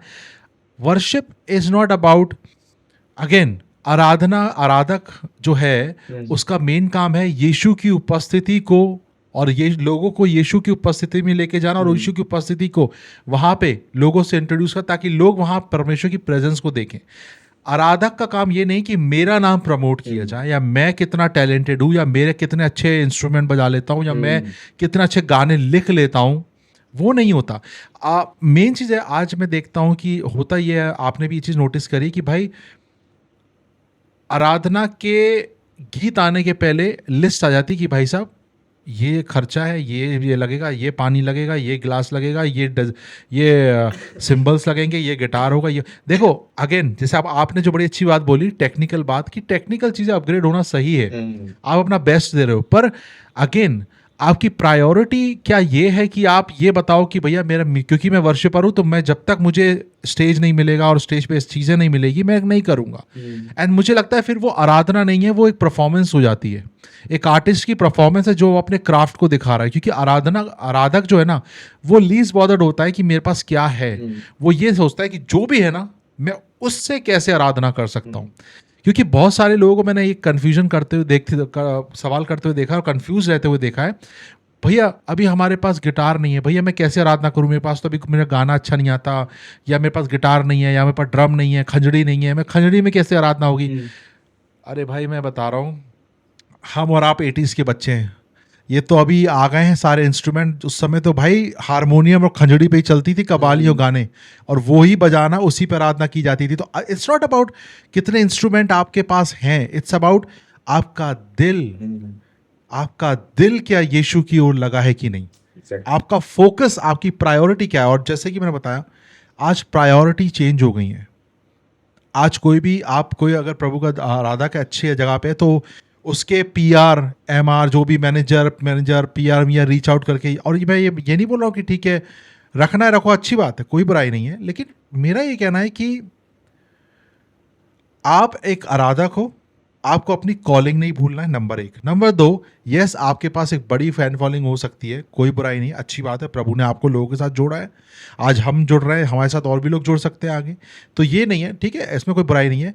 बट इसका मतलब ये नहीं है कि आप में और लोगों के बीच में आप एक लाइन ड्रॉ कर दो कि भैया अब मैं यहाँ हूँ, तुम यहाँ हो, जो कि ना मुझे बहुत पर्सनली बहुत बेकार लगता है। When you call yourself as a leader, as a worship leader, या कुछ भी आप कहते हो ना, तो वर्शिप लीडर का काम क्या होता है, अपने आप को नम्र दीन करो, वो तुम्हें शिरोमणि बनाएगा। कहीं ना कहीं एक लाइन ड्रॉ कर दी जाती है कि भैया क्योंकि मेरे गाने हैं, मैं ये कर रहा हूँ, मैं ये हूँ, आप मुझे बुला रहे हो तो मेरा हर चीज़ का खर्चा देखोगे, मैं 5 स्टार से नीचे नहीं उतरूंगा, मैं पानी पीऊंगा तो बिस्लरी का ब्लैक वाटर पीऊंगा, आपको साफ सुथरा, मतलब एक डिमांडिंग हो गई है। तो कहीं ना कहीं अब वर्शिप और वर्शिपर रिलेट नहीं हो पा रहे बॉस, और पिक्चर कुछ अलग दिखाई जा रही है। इसके लिए अगर मैं एक सवाल पूछूं, आपके व्यूअर्स जितने भी देखें वो भी इस बात का जवाब दे सकते हैं हाँ या ना में। जैसे आपने डिमांड की बात कही, चलो प्रोवाइड हो गई, तब वर्शिप हो जाएगी। सपोज लाइट चली गई तो क्या उस टाइम पे वर्शिप रोक दी जाएगी? हाँ भाई रोक देते हैं मैंने तो देखा है, लोग रोक देते हैं, लोग बोलते हैं भैया अब हम जा रहे हैं स्टेज से उतर के, यहाँ तो ये लाइट भी बहुत नहीं है। दुखद, मैंने ऐसे ये देखा है लोगों को बहुत भाई, दुखद बात, ये बहुत सच बात दुखद है, बात, मैं खुद बोल रहा हूँ ना, इट्स सो सैड, मैंने देखा है ये चीज वेरी होते हुए। सैड। अगर ऐसा होता है शायद हमें करेक्ट, अपने आप को करेक्ट करने की जरूरत है अब। और कहीं ऐसा तो वही नहीं एग्जैक्टली कि हमने अपनी आराधना का जो परमिशन है तोड़ा दिया है या बुलाहट दी। कहीं ऐसा तो नहीं है हमने पैसों के चक्कर में उसको बेच दिया? एग्जैक्टली अरे भाई मैं बता रहा हूँ, मैं तो इतने ऐसे मैसेजेस, मैंने आपको दिखाया था ना मैसेज, भाई साहब एंड मोमेंट पे पैसा, आपने अभी तक मेरे मैनेजर को पैसा नहीं पहुंचाया, मैं नहीं आ रहा, आपको मैंने मैसेज दिखाया था ना। ऐसी ऐसी चीजें हुई हैं, एंड मोमेंट पे डिच करा गया है क्योंकि उनको जितना डिमांड था वो पैसा उनके पास नहीं पहुंचा। तो वही बात है, परमेश्वर की बुलाहट को हमने बेच दिया, भक्ति को हमने कमाई का जरिया बना लिया। और मैं इस पॉडकास्ट में हमेशा बार बार खुल के बोलता हूं कि अगर आप कॉलिंग को बेच रहे हो तो आप विश्वासी हो ही नहीं, और आप एक आर्टिस्ट हो जो अपने आर्ट को दिखाने आए हो बस। बतेरे आर्टिस्ट, हमसे बड़े बड़े आर्टिस्ट, मैं हम इतना अच्छा इंस्ट्रूमेंट नहीं बजा सकते जितना वो आर्टिस्ट बजा रहे हैं, very professional, that is different thing. अगर सी डिमांड और जरूरत या डिजायर ऐसे वाला, लाइक इसमें डिफरेंस होता है। आपको जरूरत है कि यार मेरे सामने 1000 लोग खड़ा है सपोज, या मेरे सामने चलो छोटा नंबर कर देते हैं 100 लोग खड़े, तो मेरी आवाज वहां तक नहीं पहुंच पाएगी, इसलिए मुझे माइक की जरूरत है या पीए सिस्टम की जरूरत है। तो क्या आपके पास में है? अगर हो जाएगा वहीं से कर लेंगे तो ज्यादा बेस्ट है, क्योंकि शायद ट्रैवल की बात आ जाए कि मैं यहाँ से वहां जा रहा हूं तो कैसे इतना सामान ट्रैवल करके लेके जाऊं, तो ये आपकी जरूरत है कि यार वहां तक मेरी आवाज नहीं पहुंच सकती, तो इसलिए हमें माइक मिल जाएंगे तो ज्यादा इजीली हम वहां तक रीच आउट कर पाते हैं, वहां पे आवाज पहुंच जाएगी, इसलिए मुझे पीए सिस्टम चाहिए। माइक में मुझे शोर का ही चाहिए, सैनहाइजर ही हाँ चाहिए। सी, अगर आप ये चाहते हैं, अगर आप प्रोफेशनल अपने आप को बोलते हैं या इस वजह से आप पैसा भी कमाते हैं कि I am a professional worshipper, ठीक है, understand this. If you think you are professional worshipper, तो train your throat in that way कि माइक कोई सा भी हो, आवाज सुरीली ही जाएगी, उसमें फिर माइक का काम। अगर आप कहते कि मैं परमेश्वर का आराधक हूं और आत्मा सच्चाई से करने वाला आराधक हूं, तो डजंट मैटर, आपकी आवाज पहुंचनी चाहिए। उसके लिए आपको जरूरत है कि आपके पास पीए सिस्टम हो। आप चाहते हैं कि खाली आवाज उतना शायद और हम कुछ कर सकते हैं, ऐड ऑन कर सकते हैं, तो हम इंस्ट्रूमेंट भी ला रहे हैं, तो इंस्ट्रूमेंट्स के लिए हमारे को थोड़ा स्पेस चाहिए, दैट इज डिफरेंट। मैं यही पानी पीऊंगा और मैं यही खाना खाऊंगा और मेरे को ये नहीं मिलेगा तो मेरे से वो नहीं होगा, तो शायद आप अपने बल पे, मतलब आपको ऐसा लगता है कि आप अपनी सामर्थ्य पे जिंदगी जी रहे हैं और अपनी सामर्थ्य पे आराधना करने जा रहे हैं। सो ये लोगों ने अगर बिजनेस बना लिया है, अगर मैं 10 लोगों को लेके चल रहा हूं और मैं ये सोचता हूं कि मेरे 10 लोग इनका परिवार है, और जब 10 लोग परमेश्वर की सेवा में उतरे हैं तो इनका परिवार के लिए थोड़ा सा पैसे का इंतजाम हो जाना चाहिए, ताकि इनका परिवार का जो रोज का खर्चा है वो निकल जाए, दैट इज जरूरत, नीड। मैं सोचूं कि अच्छा, मैं एक एक बात, एक एक सवाल मैं आपसे यहाँ पे करना चाहता हूँ। आपके सवाल, आपके आंसर पे ही मुझे याद आ रहा है। ठीक है, मैंने मान लिया कि आपने जो बोला बिल्कुल सही बोला कि अगर ज़रूरत है तो आप प्रोवाइड करवा सकते हैं, ठीक है। पर मैं यहाँ पे एक बहुत जेन्युइन सवाल, एक नॉर्मल कहना चाहिए एक व्यूअर की तरह पूछ रहा हूँ। आप एक बड़े अच्छे आराधक हैं, ठीक है, आपकी एक बड़ी फ़ैन फॉलोइंग है, आप बहुत ही अनॉइंटिंग हैं, आपके गाने निकले हैं, आपके हज़ारों सब्सक्राइबर हैं, बढ़िया, आप बहुत अच्छा कर रहे हैं। अब एक छोटे से शहर में बैठा हुआ व्यक्ति जो आराधक है या उसकी कलीसिया है, वो अगर आपको बुलाना चाहता है और बोल देता है मेरे पास तो कुछ भी नहीं है करने के लिए, पर मैं चाहता हूँ कि आप आगे आराधना करें, तो क्या करेंगे? मैं तो परमेश्वर का दास हूँ और मैं सेवा करने जरूर जाऊंगा, चाहे मुझे एग्जैक्टली लेकिन ना ये चीज़ हम इसलिए समझ पा रहे हैं क्योंकि हमारे अंदर सेवा का दिल होना चाहिए। जो मैं बता रहा हूँ ना, शायद यही चीज़ अगर आप किसी नामे जामे व्यक्ति को बोलोगे ना, तो पता क्या बोलेगा? पहली बात तो आपने फ़ोन लगाया क्यों? क्योंकि जब आप अफोर्ड ही नहीं कर सकते, आज यही तो होता है ना। अब आप खुद मुझे बताओ लॉजिकली, ठीक है, बहुत सोच के बताना, व्यूअर भी ध्यान से सुनना। यीशु मसीह को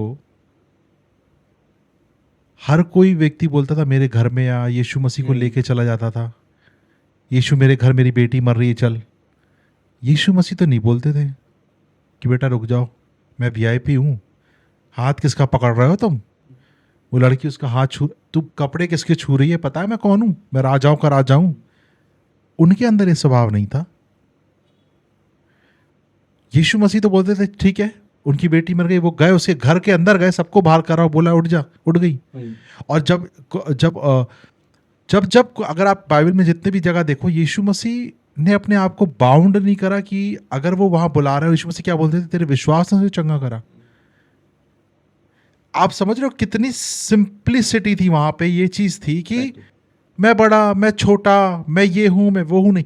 मतलब अगर एक छोटा सा व्यक्ति उस शहर में रहने वाला हो सकता है, वो तो बहुत ही छोटी सी क्लास में, अगर बहुत ही निचले स्तर का व्यक्ति, अगर वो यीशु को बोल रहा है तू मेरे घर के अंदर और वचन बांट, तो यीशु मसीह ने तो कभी रिस्ट्रिक्शन नहीं लगाए। अच्छा, कि मैं तो राजा का राजा हूं। एक सवाल पूछूं, एक बात ऐसे जहन में आ रही हाँ,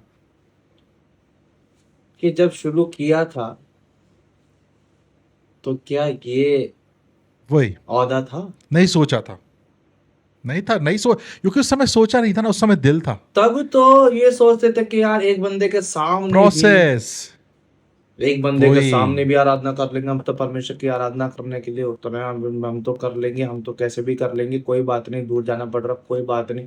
जब हम सेवा के लिए जाते थे, तो चाहे पंजाब जाना पड़े, चाहे बिहार जाना पड़े, चाहे आंध्र प्रदेश जाना पड़े, जहां भी जाते थे जो हमें दिख जाता था हम तो उसी के साथ में आराधना स्तुति करने लग जाते थे। हमारा जरूरी नहीं है कि जो भाई चर्च में जाते थे। मुझे मैं लगता, आपको सच हाँ बताऊं, हाँ, जब मैं उस टाइम पे ड्रम बजाया करता था और सीखता गया और मैं बजाता गया, मेरे पास सामने जब ड्रम आया, वो ड्रम की मैं हालत बताऊं, उसकी स्टिक तक टूटी हुई थी, ठीक, और वो स्टिक मैंने उल्टी करके ड्रम बजाया, ठीक। जब मैं उसे किक पैडल यूज करता था तो जो बेस होता था किक, वो भागती थी, उसमें रस्सी बांध के अपनी पीछ कुर्सी जिस पे बैठा था, जिसे थ्रोन भी कहते हैं, उसमें बांध के रस्सी। I am not talking about professional drum kit, I am talking हाँ अबाउट हाँ, वही इंडियन ड्रम किट जो बहुत कम रेट में आ जाती है, ठीक है। उसको बांध बांध के क्लैपर का साउंड, आपने भी प्लेट बजाया वो टूटी 5,000 हुई वाला। है, मतलब आपको बताओ क्रैश, जो आपने बोला ना सिंबल क्रैश, टूटा हुआ है। तो क्या परमेश्वर की आराधना स्तुति नहीं हुई? क्या लोगों ने वहां पे आराधना स्तुति नहीं, या हमने आराधना स्तुति नहीं करी? क्या उस टाइम परमेश्वर ने हमारी आराधना स्तुति को कबूल नहीं किया होगा? अगर मैं बहुत प्रोफेशनल तरीके से आराधना स्तुति कर लूं और परमेश्वर ग्रहण ना करे, तो मेरा करना व्यर्थ है,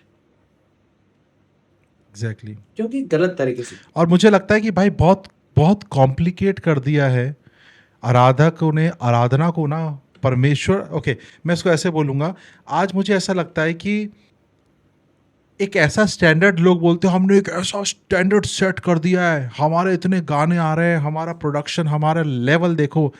लेकिन मुझे ऐसा लगता है कि बल्कि उल्टा हो गया है, हमने इतना कॉम्प्लिकेट कर दिया है कि एक व्यक्ति, आम व्यक्ति जो बिल्कुल मसीह को नहीं जानता या नया नया विश्वासी है, इतना कॉम्प्लिकेट कर दिया है हमने कि हम यीशु से आसान तरीके से उसको मिलवाने की जगह हमने चीज़ों को कॉम्प्लिकेट कर दिया है।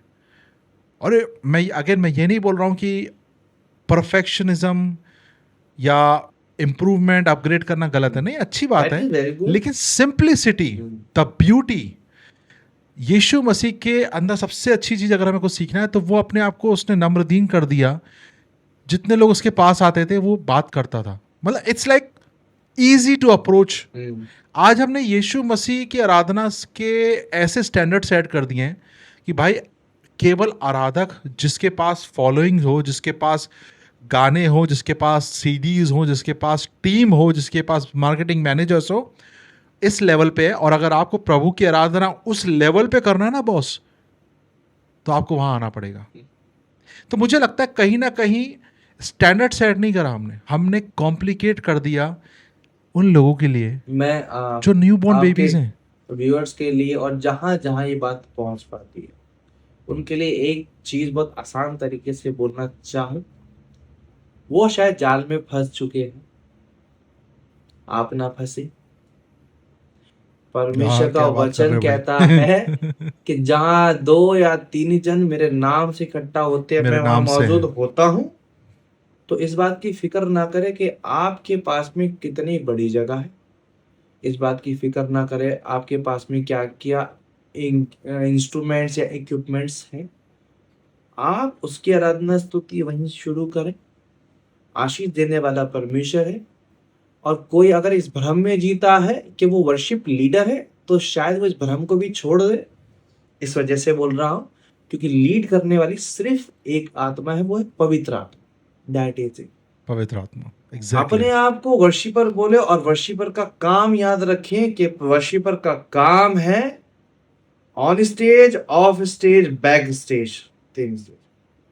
On stage, of stage, back stage, कहीं भी हो, ईमानदारी से, आत्मा सच्चाई से, बिना कपट के, बिना दिमाग में ये सोचे कि मैं करूंगा तो मेरे को ये मिल जाएगा, मैं करूंगा तो मेरे को ये मिल जाएगा, मैं करूंगा वो मिल जाएगा, इस बात को छोड़ के ईमानदारी से, प्योर हार्टेड उसकी आराधना करें, उसके नाम को ऊंचा उठाएं, उसके नाम की महिमा करें। जरूरी नहीं है, मैं इस बात को भी कह दूं, जरूरी नहीं है कि आप सुर में ही करें, आप ऐसे भी बोल के उसकी महिमा करते हैं, आप आराधना करें, आप उसके नाम को महिमा दे रहे हैं। मनोज भाई, अपन यहाँ पे ये वाला बात भी करते हैं, मुझे लगता है इसके ऊपर बात हो जानी चाहिए क्योंकि ऑलरेडी पॉडकास्ट 1 घंटे का हो गया, but it still let it go क्योंकि मुझे लगता है बहुत ज़रूरी है। आपको क्या लगता है, ट्रेंडिंग वर्शिप के बारे में सुना है आपने? आजकल ट्रेंडिंग वर्शिप चलती है, जैसा ट्रेंड वैसी वर्शिप। अगर आप देखो, क्रिसमस आता है तो वही 4 अच्छा, गाने, ट्रेंड वर्ष, है ना, ट्रेंड वर्शिप, मतलब कि वही 4 गानों को, है ना, बार बार रीमिक्स करके उनकी धुन को यहाँ से उठा के यहाँ लगा के पब्लिश कर दिया जाता है, आउट नाउ, आउट नाउ, या उसी गाने में दो चार रैप लगा के उसी को फॉरवर्ड कर दिया जाता है। सो मुझे ऐसा लगता है, again that's what I am saying, I am not against कि हम अगेंस्ट नहीं है उन चीज़ों के कि आप आपको अपग्रेड कर रहे हैं, अपस्किल कर रहे हैं, दैट्स गुड, कोई दिक्कत नहीं है। लेकिन अगेन, आप उस पॉइंट को कॉम्प्रोमाइज नहीं कर सकते जो कहता है कि आत्मा से आराधना करो। अगर आप ट्रेंड से आराधना कर रहे हो, मैंने बहुत सारे वर्शिप इन दिनों में देख रहा था, बहुत सारे मेरे रील्स में भी मैंने डाला था, रैपर्स हैं, है ना, कुछ फीमेल रैपर हैं, कुछ मेल रैपर्स हैं, कुछ क्रिश्चियन रैपर्स हैं। तो rapping is like a song, ठीक है, आप अपनी बात को सॉन्ग के थ्रू कह रहे हैं, और मुझे लगता है रैपिंग गलत नहीं है, ठीक है, आप रैप कर रहे हैं, अच्छी बात है, आप उसके थ्रू परमेश्वर को आराधना कर रहे हैं, but the context, but the core thing should be कि आप परफॉर्मेंस मत करो। या रेजरेक्शन डे, ईस्टर आ गया तो ईस्टर पे एक गाना, क्रिसमस आ रहा है तो पता ही है क्रिसमस पे तो नए गाने लॉन्च होना ही होना, और उन्हीं गानों को रीमिक्स करे जा रहे हैं, उन्हीं गानों को वेरिएशन से गा रहे हैं। अब आप मुझे एक बात बताओ, एक वर्शिपर होने के नाते, ठीक है, मैं एक ही गाने को 10 तरीके से गाऊं, तो आप उसको एक वर्शिप कंसीडर करोगे या आप उसको एक आर्टिस्ट या क्राफ्ट कंसीडर करोगे? अगर एक ही गाने को, ये आपका पसंदीदा गाना हो सकता है, हाँ, ये मैं समझ रहा हूँ। नहीं, अब जैसे भी आप एक गाना लिया आपने, ठीक है, मैं आपको एक एग्जांपल दे रहा हूँ। आप एज अ वर्शिपर, आप खुद मुझे बताओ कि आत्मा क्या है या नहीं है, खुद सोचना, ठीक है। एक ही गाने को अगर एक व्यक्ति गाता है, जैसे मान लीजिए अर्नेस्ट माल जी ने गाना गाया तेरा लहू, ठीक है, बहुत खूबसूरत गाना है, ऑथर वही है। अब मेरे को लगा कि यार ये गाना मुझे भी करना चाहिए, मैंने उसका कवर गाया कि ये गाना बहुत मेरे टच करता है, मेरे सोल को, मुझे इसे गाना चाहिए, मैंने गा दिया, ठीक है। लेकिन अब हर साल उसी गाने को मॉड्यूल करके, उसी गाने को बार बार रीमेक करके, उसी गाने में कुछ बीट यहाँ वहाँ करके हर साल आप उसको निकाल रहे हो, तो क्या मैं ये बोलूँगा कि ये गाना आपकी आत्मा को टच कर रहा है, या आप सिर्फ व्यूज़ या गेन्स कर रहे हो, या पब्लिसिटी स्टंट कर रहे हो? राइट, बढ़िया दोस्त, मैं यही बोलने वाला था कि आप एक ओकेशन को पकड़ के सिर्फ उसका बेनिफिट उठाकर व्यूज पाना चाहते हैं, सब्सक्राइबर पाना दैट्स अ चाहते हैं। Trend worship.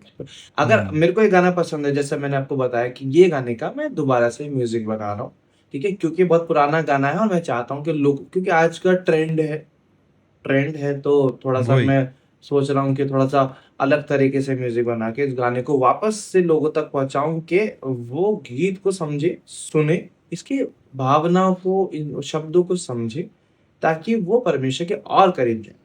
और मैं ये सोचूं, सपोज ये गाना मेरा हिट कर गया, सपोज इसमें 1 मिलियन व्यूज आ गए, मैंने घर से बैठ के गाया और 1 मिलियन व्यूज आ गए।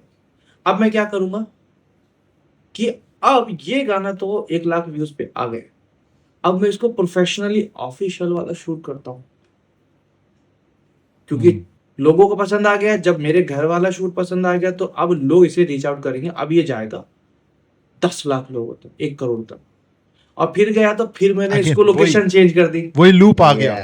फिर मैंने हाँ। लोकेशन चेंज कर दी, फिर मैंने इंस्ट्रूमेंट चेंज करवा दिए, फिर मैंने ये चेंज करवा दिया। That is for only views, जहां तक मेरे को ऐसा फील होता है। आप एग्जैक्टली, और ऑथेंटिसिटी खत्म हो गई ना। एग्जैक्ट, अगर आपको ये करना है, कवर बनाना है, दैट इज गुड, अच्छा है, आपको पसंद है कि कर सकते हैं। बट आप ये सोचे कि अब क्रिसमस पे आ गया तो मैं वही ओ झूमरे नच रे गाओ रे साथी शोर मचाओ रे बैतलहम में जन्मा यीशु सबको बताओ रे। तुम भाई अगर मैं तुम इसको कॉपीराइट चर्च में गा दिलवाओगे रहा मेरे को। हूँ, सी ऑनेस्टली स्पीकिंग, अगर मैं सिर्फ इसको चर्च में गा रहा हूँ या लोगों के घर जाके गा रहा हूँ, दैट इज गुड, अच्छा है, कर सकते हो। बट मैं इसे सोशल मीडिया पे बार बार रोटेट करता जा रहा हूँ, हर साल इसको नए नए तरीके से बना के डाले जा रहा हूँ, नए नए दैट्स अ तरीके। पब्लिसिटी तो for stunt. That is for only, या ये लिरिक्स क्या पहली बार में समझ नहीं आएंगे क्या लोगों को, जो ऑनलाइन व्यूअर्स है? वो सिर्फ ट्रैप है क्या ना, अगर आप ट्रैप में नहीं फंसे हैं, अच्छी बात है, बचे रहे। लूप है, लूप है। जैसे लोग, सो बहुत सोच समझ के रहे। आप अगर बिगिनर है, लाइक कि आप शुरू करने जा रहे हैं आराधना के, आपको लगता है कि परमेश्वर ने आपको बुलाया आराधना के लिए, तो बहुत सतर्क रहे, जाल है। मगर ये बात याद रखें कि परमेश्वर की अगुवाई में रहेंगे तो आप पे कोई बात नहीं, आज भी सेम रहे। अब एग्जैक्टली जैसे कि लूप इन द सेंस कि मैं इसको और क्लैरिफाई कर देता हूँ कि बहुत से लोग इसको जज कर सकते हैं। कोई भी गाने का अगर आप कवर कर रहे हो, वन टाइम कर रहे हो बिकॉज आपको वो गाना आश्रित करा और आपको लगता है इस गाने को आउट होना चाहिए और ये गाना बहुत आश्रित है, वो आपने सही स्पिरिट में करा है कि it has to go out, जैसा मुझे अच्छा लगता है मैं चाहता हूँ उसको गाऊं।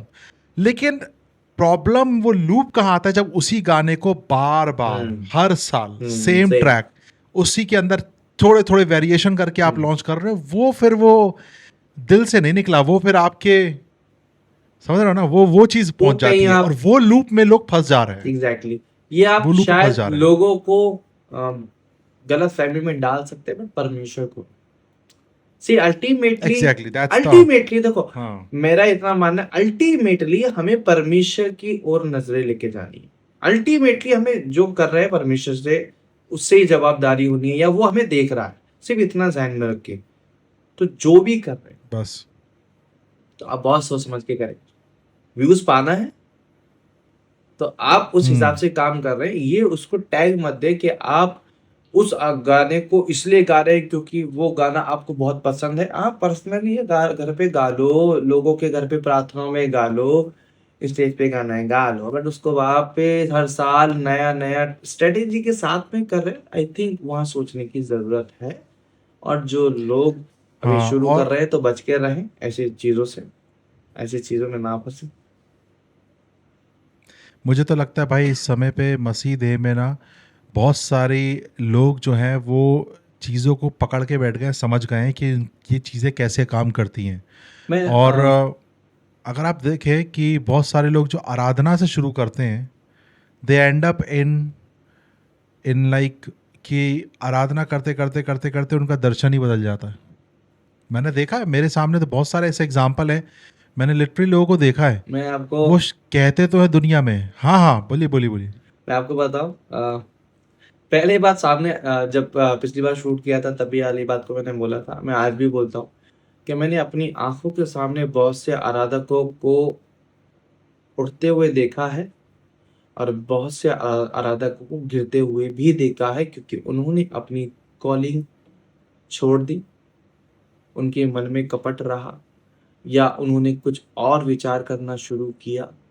तो बहुत सतर्क रहे। मैं इस बात को बोलना चाहूंगा कि परमेश्वर सब कुछ देखता है, आज बहुत अच्छा चल रहा एग्जैक्टली है, आप सपोज आज बहुत अच्छा चल रहा है, परमेश्वर को आज मूव नहीं आपकी कर सकते। फॉलोइंग बहुत बढ़िया है, आज आप पुराने लोगों को भूल रहे हैं, एक समय ऐसा भी आएगा फिर आपको भूला जाएगा तब।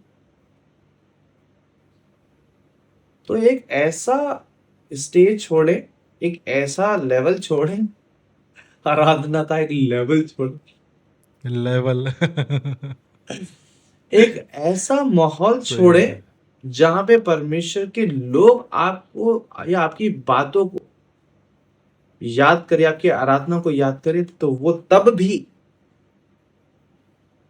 अगर मैं कहूं मैं आराधक हूं और मैं कई सालों बाद मर जाऊं, तो मेरे मरने के बाद भी अगर लोग मेरे उन गीतों के द्वारा, उस आराधना के द्वारा परमेश्वर की आराधना कर पाते हैं, परमेश्वर से जुड़ पाते हैं, तो आप सफल सच्चे आराधक कहलाएंगे। एक मैं आपको एक रियल चीज शेयर करता हूँ और मैं चाहता हूँ व्यूअर्स भी इस चीज को समझें और सुने। मैंने ऐसे आराधकों से बात करी है और ऐसे आराधकों के साथ समय बिताया है जो वो मुंह से आराधना कर रहे हैं ना, उनके दिल में वो आराधना नहीं है। जिस रिस्पेक्ट को वो तुम्हें सिखा रहे हैं ना, वो उनके दिल में नहीं है। जिस मुंह से वो बोल रहे हैं, मैं अपने परमेश्वर की आराधना करके बोल रहे हैं कि परमेश्वर हमें आत्मा में बहने पाए, हम सब एक आत्मा में रहें, एक आत्मा में रहें, उनके अंदर खुद एक दूसरे के लिए जलन और खुद एक दूसरे के लिए बुराइयां हैं। मैं ऐसे आराधकों को मैं बोल रहा हूँ, मेरा काम किसी को नाम लेके वो करना नहीं है, पर मैं आपको बता रहा हूँ कि मसीह देह में प्रॉब्लम क्या हो रही है। ऐसे ऐसे आराधकों को देखा है भाई, जब वो स्टेज पे आते हैं ना तो ऐसा लगता है बिल्कुल चेहरा ही बदल गया। मतलब भाई साहब, आपको ऐसा लगेगा कि वो बंदा कितना आत्मा में बह रहा है, लेकिन जब वो स्टेज से नीचे उतरता है ना, आप उसके वो जो प्रेम, मसीह प्रेम, आपसी प्रेम, भाईचारा और सत्यता, एक वचन की बातें, एक प्रेम, आत्मा, एक एक ही आत्मा, आत्मा। है ना, ये जो सारी चीजें आपको वो स्टेज पे से बता के सिखा रहा है ना, उसके घर में सब उसके विपरीत है। उसके परिवार में आप टूटापन है, उसकी मैरिज खराब है, उसके फैमिली में इश्यूज हैं, उसका बच्चे खुद उसको फॉलो नहीं कर रहे, वो खुद उसको फॉलो नहीं कर रहा, खुद उसके दिल में अपने भाइयों के, अपने बहनों, अपने लोगों के प्रति गलत विचार है, अपने अपनों के प्रति गलत विचार है, पर वो जब स्टेज पे आता है तो कुछ और ही होता है। तो कहने का तात्पर्य यह है कि ऐसे भी हो रहा है। तो ये तो फिर ऐसे में एक विश्वासी और एक आराधक कैसे ये बात को समझे, कि एक व्यक्ति कैसे समझे कि यार ये आत्मा में आराधना कर रहा है। देखो, ये जो सारी बातें बोली कि वो ऑन स्टेज ऐसा है, या जब उसको आराधना करनी मिल रही है तब वो ऐसा है, और उसके बाद में उसकी जिंदगी देखें तो वो बहुत ही विपरीत है। ये यहूदा स्कुर्तियस वाला हिसाब किताब नहीं दिखता है ना, सिमिलर नहीं है कि वो दिखा तो रहा था। मैंने एक स्टेटस में अपने आप उसमें डाला था कि हर किस, जैसे यहूदा ने की थी, प्रेम नहीं है ना, हर बार दिखाई गई चीजें कि मैं तुझसे इतना प्रेम करता हूँ, या हर बार बोला गया शब्द कि मैं तुझसे प्रेम करता हूँ, वो सच्चा प्रेम नहीं है। तो उसी प्रकार से जब हम आराधना करते हैं तो बहुत ध्यान रखें कि हमारी जिंदगी ऑन स्टेज कैसी है और ऑफ स्टेज कैसी है, क्योंकि परमेश्वर मनों को जांचता है, वो बाहरी रूप ही नहीं देखता। मैंने इसलिए शुरू में कहा कि हम उल्लू बना सकते हैं लोगों को, ये दिखा के कि मैं इतना अच्छा वर्शिपर हूं, क्या मेरी असल जिंदगी जो परमेश्वर देख रहा है। सोच के देखो, किसको वर्शिप में, किसको हम उतारना चाहते हैं, किसको उतारना चाहते हैं? उतरा उतरा उतरा।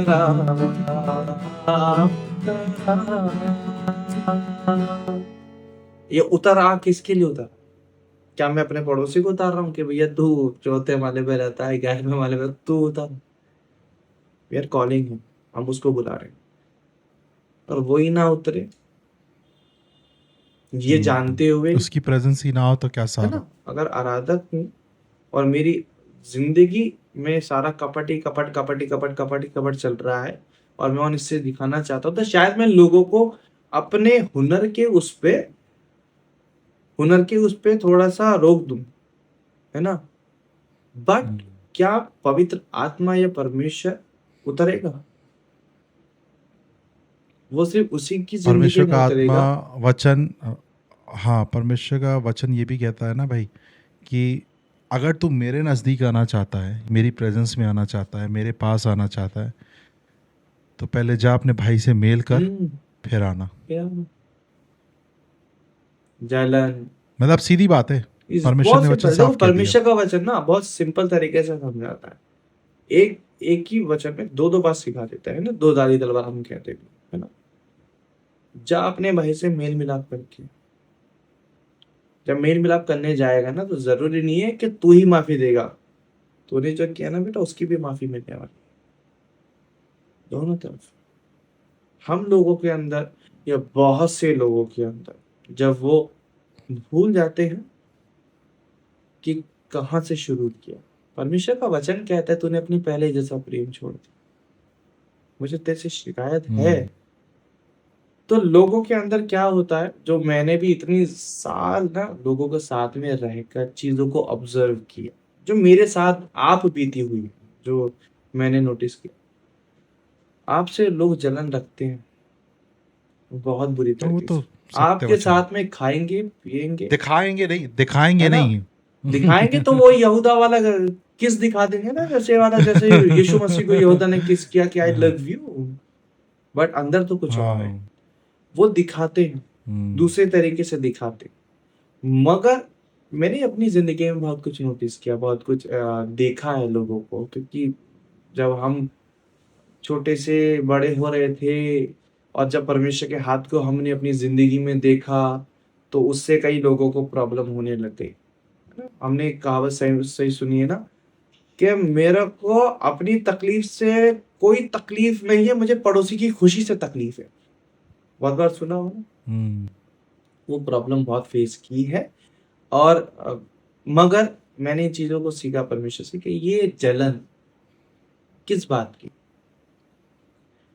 लोग आजकल बहुत जलन रख रहे हैं ना, लोग दिखाना चाहते मैं बड़ा, ये कैसे बढ़ गया, ये तो कल का छोरा है, ये कैसे बढ़ रहा है, ये तो मेरे बाद में आया था। मैं आपको बता, जब मैं हिंदी टाइपिंग सीख रहा था, छोटी उम्र में जब मैं सीख रहा था, तो मेरे से पहले और भी लोग करते थे, क्योंकि मेरे अंदर जील है कि परमेश्वर तेरा काम है, मेरे को करना है और मुझे मदद करनी है, और पैसा भी कमाऊंगा काम कर रहा हूँ तो मुझे प्रोफेशनल तरीके से सीखना है। तो मैंने जब सीखना शुरू किया और परमेश्वर ने जैसे सिखाना शुरू किया, मैं यहाँ करते करते करते करते करते जो सबसे आगे बैठे थे, परमेश्वर ने उनके आगे भी मुझे उनके आगे बिठा दिया।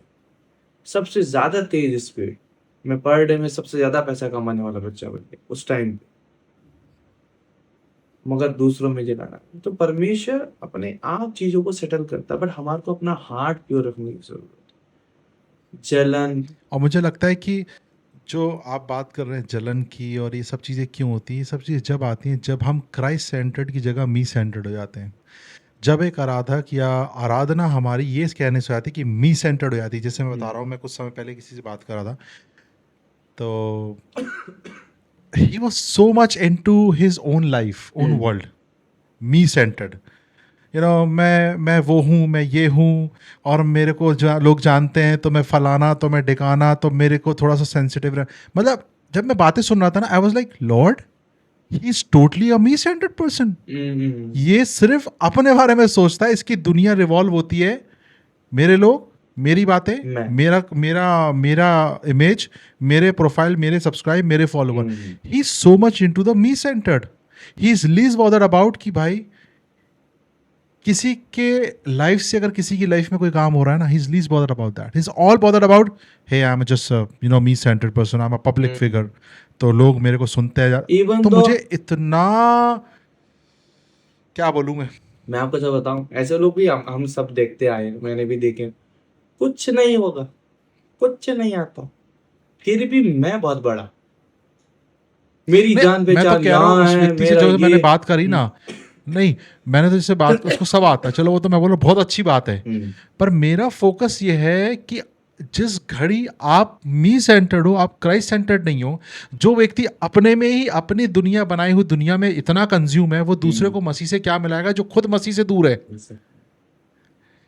भाई आपके पास अच्छी अपॉर्चुनिटी रही, आप अच्छे वर्शिप हो, या आप अच्छी वर्शिप करते हो, आप अच्छे इंस्ट्रूमेंटलिस्ट हो, आप सब कुछ अच्छे हो, लेकिन भाई जब आपकी दुनिया आप ही के रिवॉल्व अराउंड होती है, तो आप एक व्यक्ति को अपने जीवन से मसीह से कैसे मिलाओगे जब मसीह आपके जीवन में खुद ही नहीं है, जब आप खुद क्राइस्ट सेंटर्ड नहीं मी सेंटर्ड हो गए हो। और ये चीज़ पता नहीं लगती, पता है। और मैं ये चीज़ इसलिए बोल रहा हूँ कि तब ये समय होता है जब ये घमंड और ये सारी चीज़ें बहुत ईजिली इंसान को खींच लेती है, और लोग भटक जाते हैं, और लोग पीपल फॉलोवर हो जाते हैं rather than be Christ follower. Exactly. लोगों से सीखो पर फॉलो यीशु को करो। देखो जैसे मैं बताता हूँ, आज मैं भी सोशल मीडिया पे हूँ, आप भी हो, हमारे आज इंस्टाग्राम वगैरह सब लोग फॉलो करते हैं, सब्सक्राइब करते हैं, सब कुछ है, ठीक है। पर इसका मतलब ये नहीं है कि I became God for them. No, मैं एक ह्यूमन हूं, मैं एक इंसान हूं, मैं परमेश्वर नहीं बन सकता। मैं चाहे कितना भी अच्छा मेरे अंदर प्रभु ने कुछ भी डाला, मेरा कितना भी मेरे पास दौलत हो, कितना भी मेरे पास मिलियंस ऑफ व्यूज आ जाए, but the reality is that कि मैं परमेश्वर नहीं हूं। मेरा फोकस केवल एक है कि एक पात्र के समान जो मुझे आता है, परमेश्वर ने जो मेरे अंदर डाला है, मैं उसी को, अगर आप देखो, मैं यहाँ पे वचन एक पॉज करता हूँ, वचन पे लेता हूँ। मूसा के पास परमेश्वर ने क्या बोला, तेरे हाथ में क्या है? परमेश्वर क्या उसको दे नहीं सकता था कि भैया देख, मैं तुझे लकड़ी दे रहा हूं, ये ले, मेरे जिस पेड़ में आग, अगर आप 2 मिनट के लिए सोचो, जिस पेड़ में आग जल रही थी, दर्शन दे रहा था, उसी पेड़ की अगर लकड़ी जल के गिर जाती और प्रभु बोलता ये ले, ये मैंने ही तुझे दी है, सामर्थ्य है, इसको इस्तेमाल कर। पर प्रभु ने क्या बोला, तेरे पास क्या है? उसने बोला मेरे पास लकड़ी। उसने बोला उसको रख दे। द पॉइंट इज, आपके पास क्या है जो आप प्रभु के सामने रखते हैं ना, जब when you again surrender and humble your self before God, कि प्रभु ये सब तेरा है, मेरी कोई हैसियत नहीं है, मैं कुछ नहीं हूं। तो आप जब क्राइस्ट फोकस्ड होते हो रेदर देन मैं पब्लिक फिगर हूं, मेरे को लोग देखते हैं, मैं ये मैं वो, जब आप ये करना बंद कर देते हो ना, ट्रस्ट मी, आप आत्मा में बहने लग जाओगे। आप कंफ्यूजन नहीं होगा। और लोगों को कंफ्यूजन ही क्यों हो जाता है, लोग क्यों पीपल फॉलोवर बन जाते हैं? इट्स लाइक परमेश्वर ने जैसे मूसा से बोला तेरे पास क्या है, मैं उसको इस्तेमाल करूंगा, इसका मतलब ये नहीं है कि मूसा परमेश्वर बन गया। इसका मतलब ये नहीं है कि मैं मूसा की आराधना करने लग जाऊं। समझ रहे हो आप मैं क्या बता रहा हूं? जस्ट बिकॉज दाऊद ने गोलियत के ऊपर मारा, पर सच्चाई यह है कि गोलियत के ऊपर जो पत्थर लगा, जो दाऊद के हाथ में जो गुलेल थी, गोफन था, उसके स्किल कितने अच्छे थे उससे फर्क नहीं पड़ता, लेकिन परमेश्वर उसके साथ था। और इसलिए जब वो गिरा, आज हम दाऊद को याद रखते हैं कि दाऊद ने क्या करा, पर एक्चुअल में असली में सामर्थ किसकी थी? परमेश्वर की। तो हीरो भले ही दाऊद बन गया उस पिक्चर का, लेकिन असली में सामर्थ और हीरो बनाने वाला कौन था? परमेश्वर है। उसी तरह अगर आज मैं इस पॉडकास्ट के माध्यम से, चाहे मेरे पास कितने व्यूज आए, सब्सक्राइबर आए, लाइक आए, फॉलोवर आए, सब कुछ अपनी जगह ठीक है, सब चलने दो, पर मैं अगेन सबसे ये बात बोलता हूं कि हम प्रभु नहीं है। हम प्रभु की जगह नहीं ले सकते। हम ये नहीं बोल सकते कि नहीं बस अब जो मैं कह रहा हूं तो मेरे फॉलोवर होंगे, अब तो मैं जो बोल रहा हूं बस वही सब फाइनल है। और यही गलती लोग करते हैं when they start following people, learn from them is good, learn from their example, उनकी टेस्टिमनी से आप चीजें ग्रैब करके सीख सकते हो, पर परमेश्वर का स्थान नहीं ले सकता कोई। और जब परमेश्वर का स्थान कोई लेने की कोशिश करता है, जैसे कि लूसीफर ने लिया था, कोशिश कर रहा था, घमंड आ गया था, इमीडिएटली फॉल डाउन। और यही होता है डाउनफॉल उस व्यक्तियों का जो मी सेंटर्ड हो जाता है रेदर देन क्राइस्ट सेंटर्ड। इसमें ना दोनों के लिए एक शिक्षा जो शायद मुझे ऐसा लगता है, अगर मैं बोलूं तो शायद समझ में आए। जब हम सिखाते हैं या जब हम सीखते हैं, अगर सिखाने में और सीखने में, दोनों चीज में हम परमेश्वर में नहीं बढ़ते हैं, तो हम गलत शिक्षा को ले रहे हैं और गलत शिक्षा को दे रहे हैं। बहुत बढ़िया बात है, बहुत बढ़िया बात है। मैं अपने बच्चों को भी सिखाता हूँ कि जो मैं तुम्हें सिखाता हूँ या तुम जहां से सीखोगे, आने वाले टाइम में और लोग जोड़ेंगे, वो तुम्हें सिखाने के लिए करेंगे। अगर उसमें मसीह में तुम नहीं बढ़ रहे हो तो याद रखो तुम गलत जगह पे हो। गलत तरीके से चीजों को सीख रहे हो, इसलिए कहा ना आपने मैं आ जाता, मैं वो तभी आता है क्योंकि उसने गलत तरीके से सीखा, जिसके अंदर सेल्फ सेंटर था, जो मैं जिंदगी जी रहा था। हमें बहुत समझदारी के साथ में, जो छोटे सुन रहे हैं या जो ऑलरेडी हमारी एज के ही हैं या जो हमारे बड़े भी, क्योंकि हम जिंदगी भर चीजों को सीखते हैं। अगर हम मसीह में हैं, हम परमेश्वर में हैं और हमारी किसी भी चीज को सीखने में मसीहत खत्म होती जा रही है, यानी कि परमेश्वर कम होता जा रहा है और दूसरी चीजें बढ़ती जा रही हैं, इन द सेंस कोई बंदे बढ़ते जा रहे हैं, उनकी आदतें या उनका ही चाल चलन बढ़ता जा रहा है, जो मसीह में को मसीह से तुमको अलग कर रहा है, वो गलत शिक्षा है। यानी कि अगर मैं एग्जाम्पल पे बोलूं, मैं अगर लीडर हूं, सपोज मैं किसी को सिखाता हूं या मैं अपने बच्चों को सिखाता हूं, उसके अंदर मैं उनको इस संसार की चीजों को करने के लिए बोलूं कि तुम एक काम करो कि ये किया करो, ये पैसा है ये ब्याज पे दे दिया करो, इससे इतना पैसा आ जाएगा, उतना पैसा आ जाएगा, तुम्हारी जिंदगी चलेगी, या ये चीज क्या करो, वो चीज क्या करो, है ना, तुम पैसों में इतना बढ़ते चले जाओगे, तुम्हें दोनों चीजों में बढ़ना है, तुम्हें ये करना है, तुम्हें वो करना है। हमारी रिस्पॉन्सिबिलिटी है कि हमें उसके अंदर मसीह को और ज्यादा भरना है और उसके साथ में जो शिक्षाएं देनी है, चाहे वो बाइबल से रिलेटेड हो, चाहे वो टेक्निकल चीजें हो। जैसे मैं भी अपने बच्चों को सिखाता हूँ तो टेक्निकल चीजें सिखाता हूँ कि हाँ गिटार इस तरीके से बजाओ, कॉर्ड पकड़कर इस तरीके से पकड़ो, वो क्यों कर रहे हो वो जानना जरूरी। तुम परमेश्वर के लिए कर रहे हो तो ऐसा करो, एग्जैक्टली रीजन, तो परमेश्वर में मैं सिखाने वाला ही भूल जाऊं, पर्पस क्या है वो पता होना चाहिए। Exactly. जहां पे अगर परमेश्वर छोटा होता चला जाए और मैं बड़ा होता चला जाए तो वो सिखाने वाला भी गलत और वो सीखने वाले भी गलत बात पे चल रहा है। तो हमें चूज करने की जरूरत है कि हमें मसीह में बढ़ना है। अल्टीमेटली क्यों हम, आप वहां बैठ के परमेश्वर की बात कर रहे हो, मैं यहाँ बैठ के परमेश्वर की बात कर रहा हूँ, लोग सुन रहे हैं ना जाने कहां कहां से परमेश्वर की बातें को, ठीक है। हमारे बीच में परमेश्वर की बातें कम होती चली जाए और अन्य बातें ज्यादा होती चली जाए, जैसे आपने कहा ड्रॉप माइक ड्रॉप वाला जो भी था, परमेश्वर की बातें कम होती चली जाए और अन्य बातें ज्यादा होती चली जाए, तो शायद ये पॉडकास्ट वेस्ट है। ये हो सकता है मतलब टोटली वेस्ट ऑफ टाइम होगा। ये हो सकता है व्यूज आ जाए कि शायद व्यूज आ जाएंगे तो पैसा आना शुरू हो जाएगा, ये दे देगा यूट्यूब दे देगा, वो पर अगर वैल्यू नहीं मिली, अगर आपने जो कोर चीज नहीं सीखी ना, तो कोई सार नहीं है।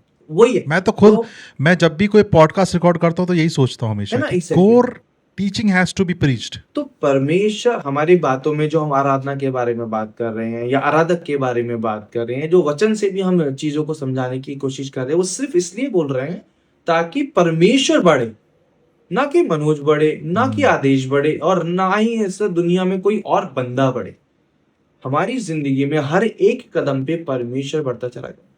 मैं थोड़ा डूबू काफी नहीं, ज्यादा डूबू काफी नहीं, ना टखनों तक, ना घुटनों तक, ना कमर तक, ना शोल्डर तक, ना कनपट्टे तक, पूरा पूरा हैज टू बी देयर हमारी हर शिक्षा के अंदर। यू नो, एक सेइंग है मेडिकल टर्म में, जो आपने अभी बात बोली ना, मैं इसको सपोर्ट करता हूँ जितने लोग सुन रहे हैं ध्यान से।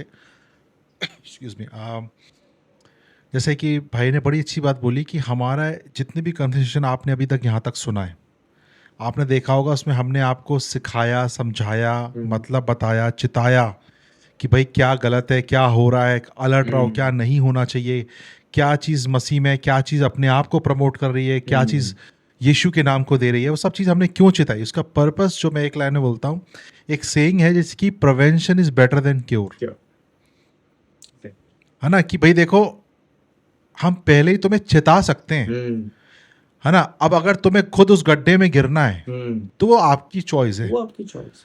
और मैं हर उस वर्शिपर, उस बच्चे, उस बड़े को समझाना चाहता हूँ कि मसीह में जीवन है क्या। अगर आप अपने आप को बोलते हैं कि प्रभु ने आपको चुना है आराधक के रूप में, चाहे आप आराधक हो, प्रीचर हो, इवेंजलिस्ट हो, अपोस्टल हो, प्रॉफिट हो, जो भी हो, अगर आप परमेश्वर की बुलाहट ने आपको बुलाया है तो आपको स्मरण रखना है ये आप हैं, ये परमेश्वर है।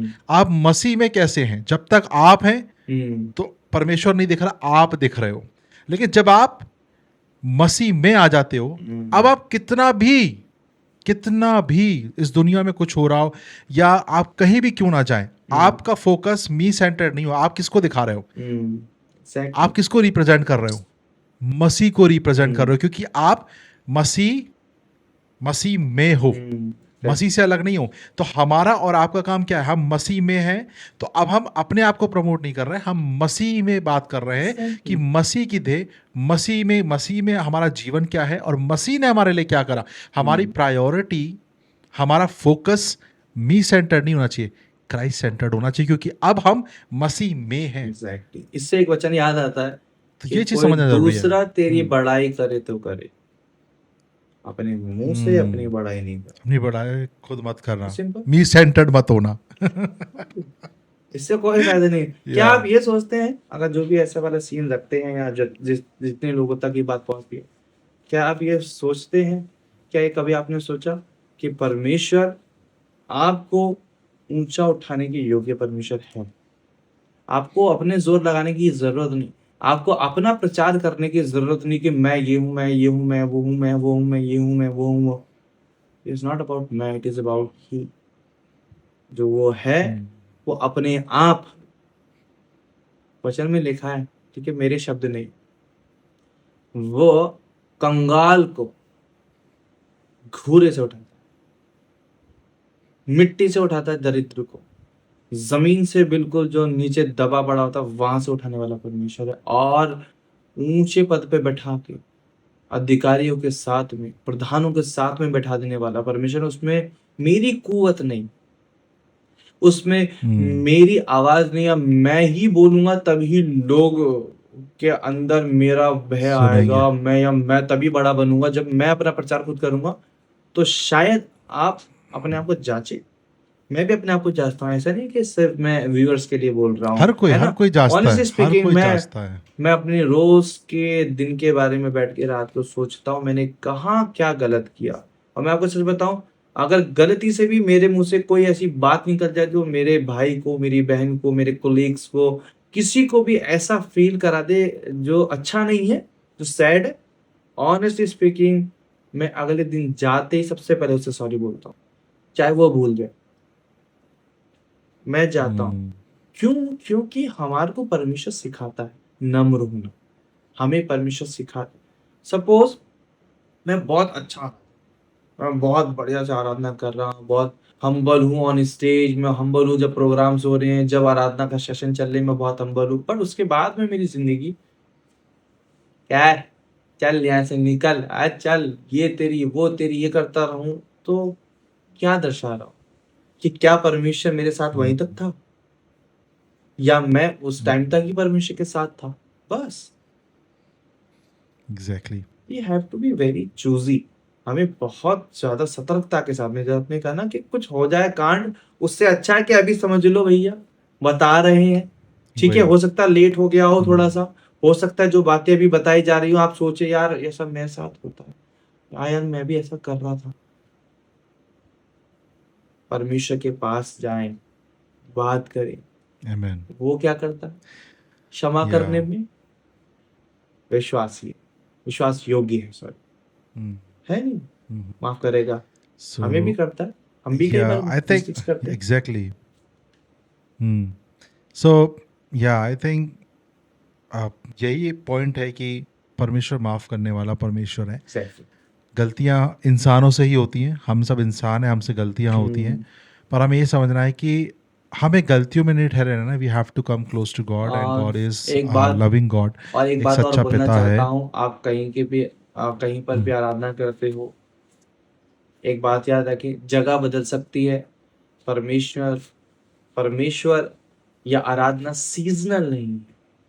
क्या मैं इस बात को क्लियरली बोल देना चाहता हूँ कि वो इस ओकेशन पे ही गाना गाने वाले वो शायद मेरे हिसाब से नहीं। आराधना सीजनल नहीं है। Exactly.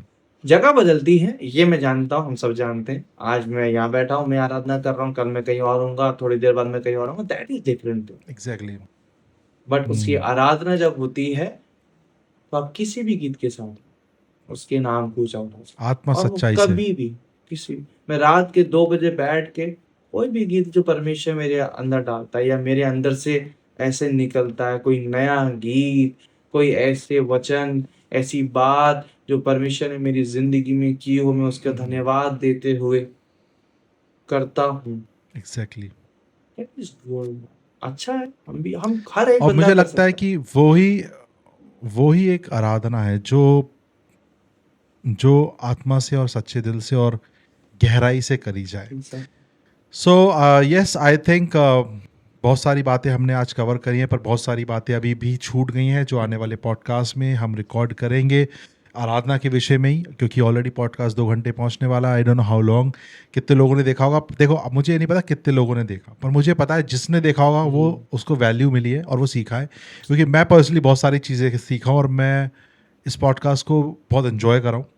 So I really enjoy this podcast, this conversation. और मैं इतना ही बोलना चाहता हूँ, और हम एक्चुअली मिलके इतना ही बोलना चाहते हैं कि जब आप आराधना करो तो सच्चे दिल से और आत्मा से आराधना करो। आपको पता होना चाहिए कि आप आराधना किसकी कर रहे हो और क्यों कर रहे हो, और दुनिया की चमक धमक देख के अपने आप को छोटा मत करो। आपकी जैसे आज जो इस पॉडकास्ट से टेक अवे है वो यही है कि भाई ने जैसे बताया था, आप of the stage, back the stage, और आप जो पीछे रहते हो, आपका टाइटल आपको आराधक का टाइटल आपको आराधक नहीं बनाता, परमेश्वर की कॉलिंग आपको आराधक Exactly. बनाती है। और अगर उसने आपको बुलाया है तो आप उसकी आराधना करें, सच्चे दिल से करें। So thank you so much Manoj bhai for this wonderful conversation, deep It is conversation. my- और it अभी is तो ये my हमने pleasure. आधा ही पहुंचा है, It is अभी my तो आधा ही pleasure. पहुंचा है। कोई कोई प्रॉब्लम नहीं भाई। शायद आने वाले टाइम पे हम और इस बात को आगे लेके जाएंगे और फिर से नए सेशन के साथ में या नई वीडियो के साथ में आप तक और आपके दर्शकों तक पहुंचने की कोशिश करेंगे, और उस बात को लेकर मेरे बारे में नहीं, आपके बारे में नहीं, आपके चैनल के बारे में नहीं, और किसी की जिंदगी के यीशु का बारे नाम में महिमा नहीं, पाए। सिर्फ और सिर्फ परमेश्वर यीशु मसीह के बारे में, जहां हम सुधर सकते बस। हैं, जहां हम ठीक हो सकते हैं, जहां पे हम लोगों को ऐसा फील हो सकता है कि यहाँ ये चीज हट जाएगी तो एक ऐसी दीवार हट जाएगी जिसके हटने से मैं परमेश्वर के और नजदीक पहुंच जाऊंगा, उन बातों के साथ। एग्जैक्टली। और आई थिंक वही बात है कि it's not complicated, it's simple. Very simple. Come to the Lord, अपने आप को यीशु के सामने समर्पित करें, यीशु को अपना उद्धारकर्ता ग्रहण करें, उसके नज़दीक आए, एंड वो आपके नज़दीक है, वो आपको बाहों में लेके आपको गले लगाना चाहता है। हम कहते हैं ना कि आप एक कदम बढ़ाएं वो सीने से लगा लेगा। He is that father. So thank you so much once again, और आई होप आप सब लोग इस पॉडकास्ट से आश्रित होंगे। Thank you Manoj for this wonderful conversation. और अभी आने वाले समय पे हम पार्ट 2 भी करेंगे, पार्ट 3 भी करेंगे, पार्ट 4 भी करेंगे, और पता नहीं कितने पार्ट करेंगे।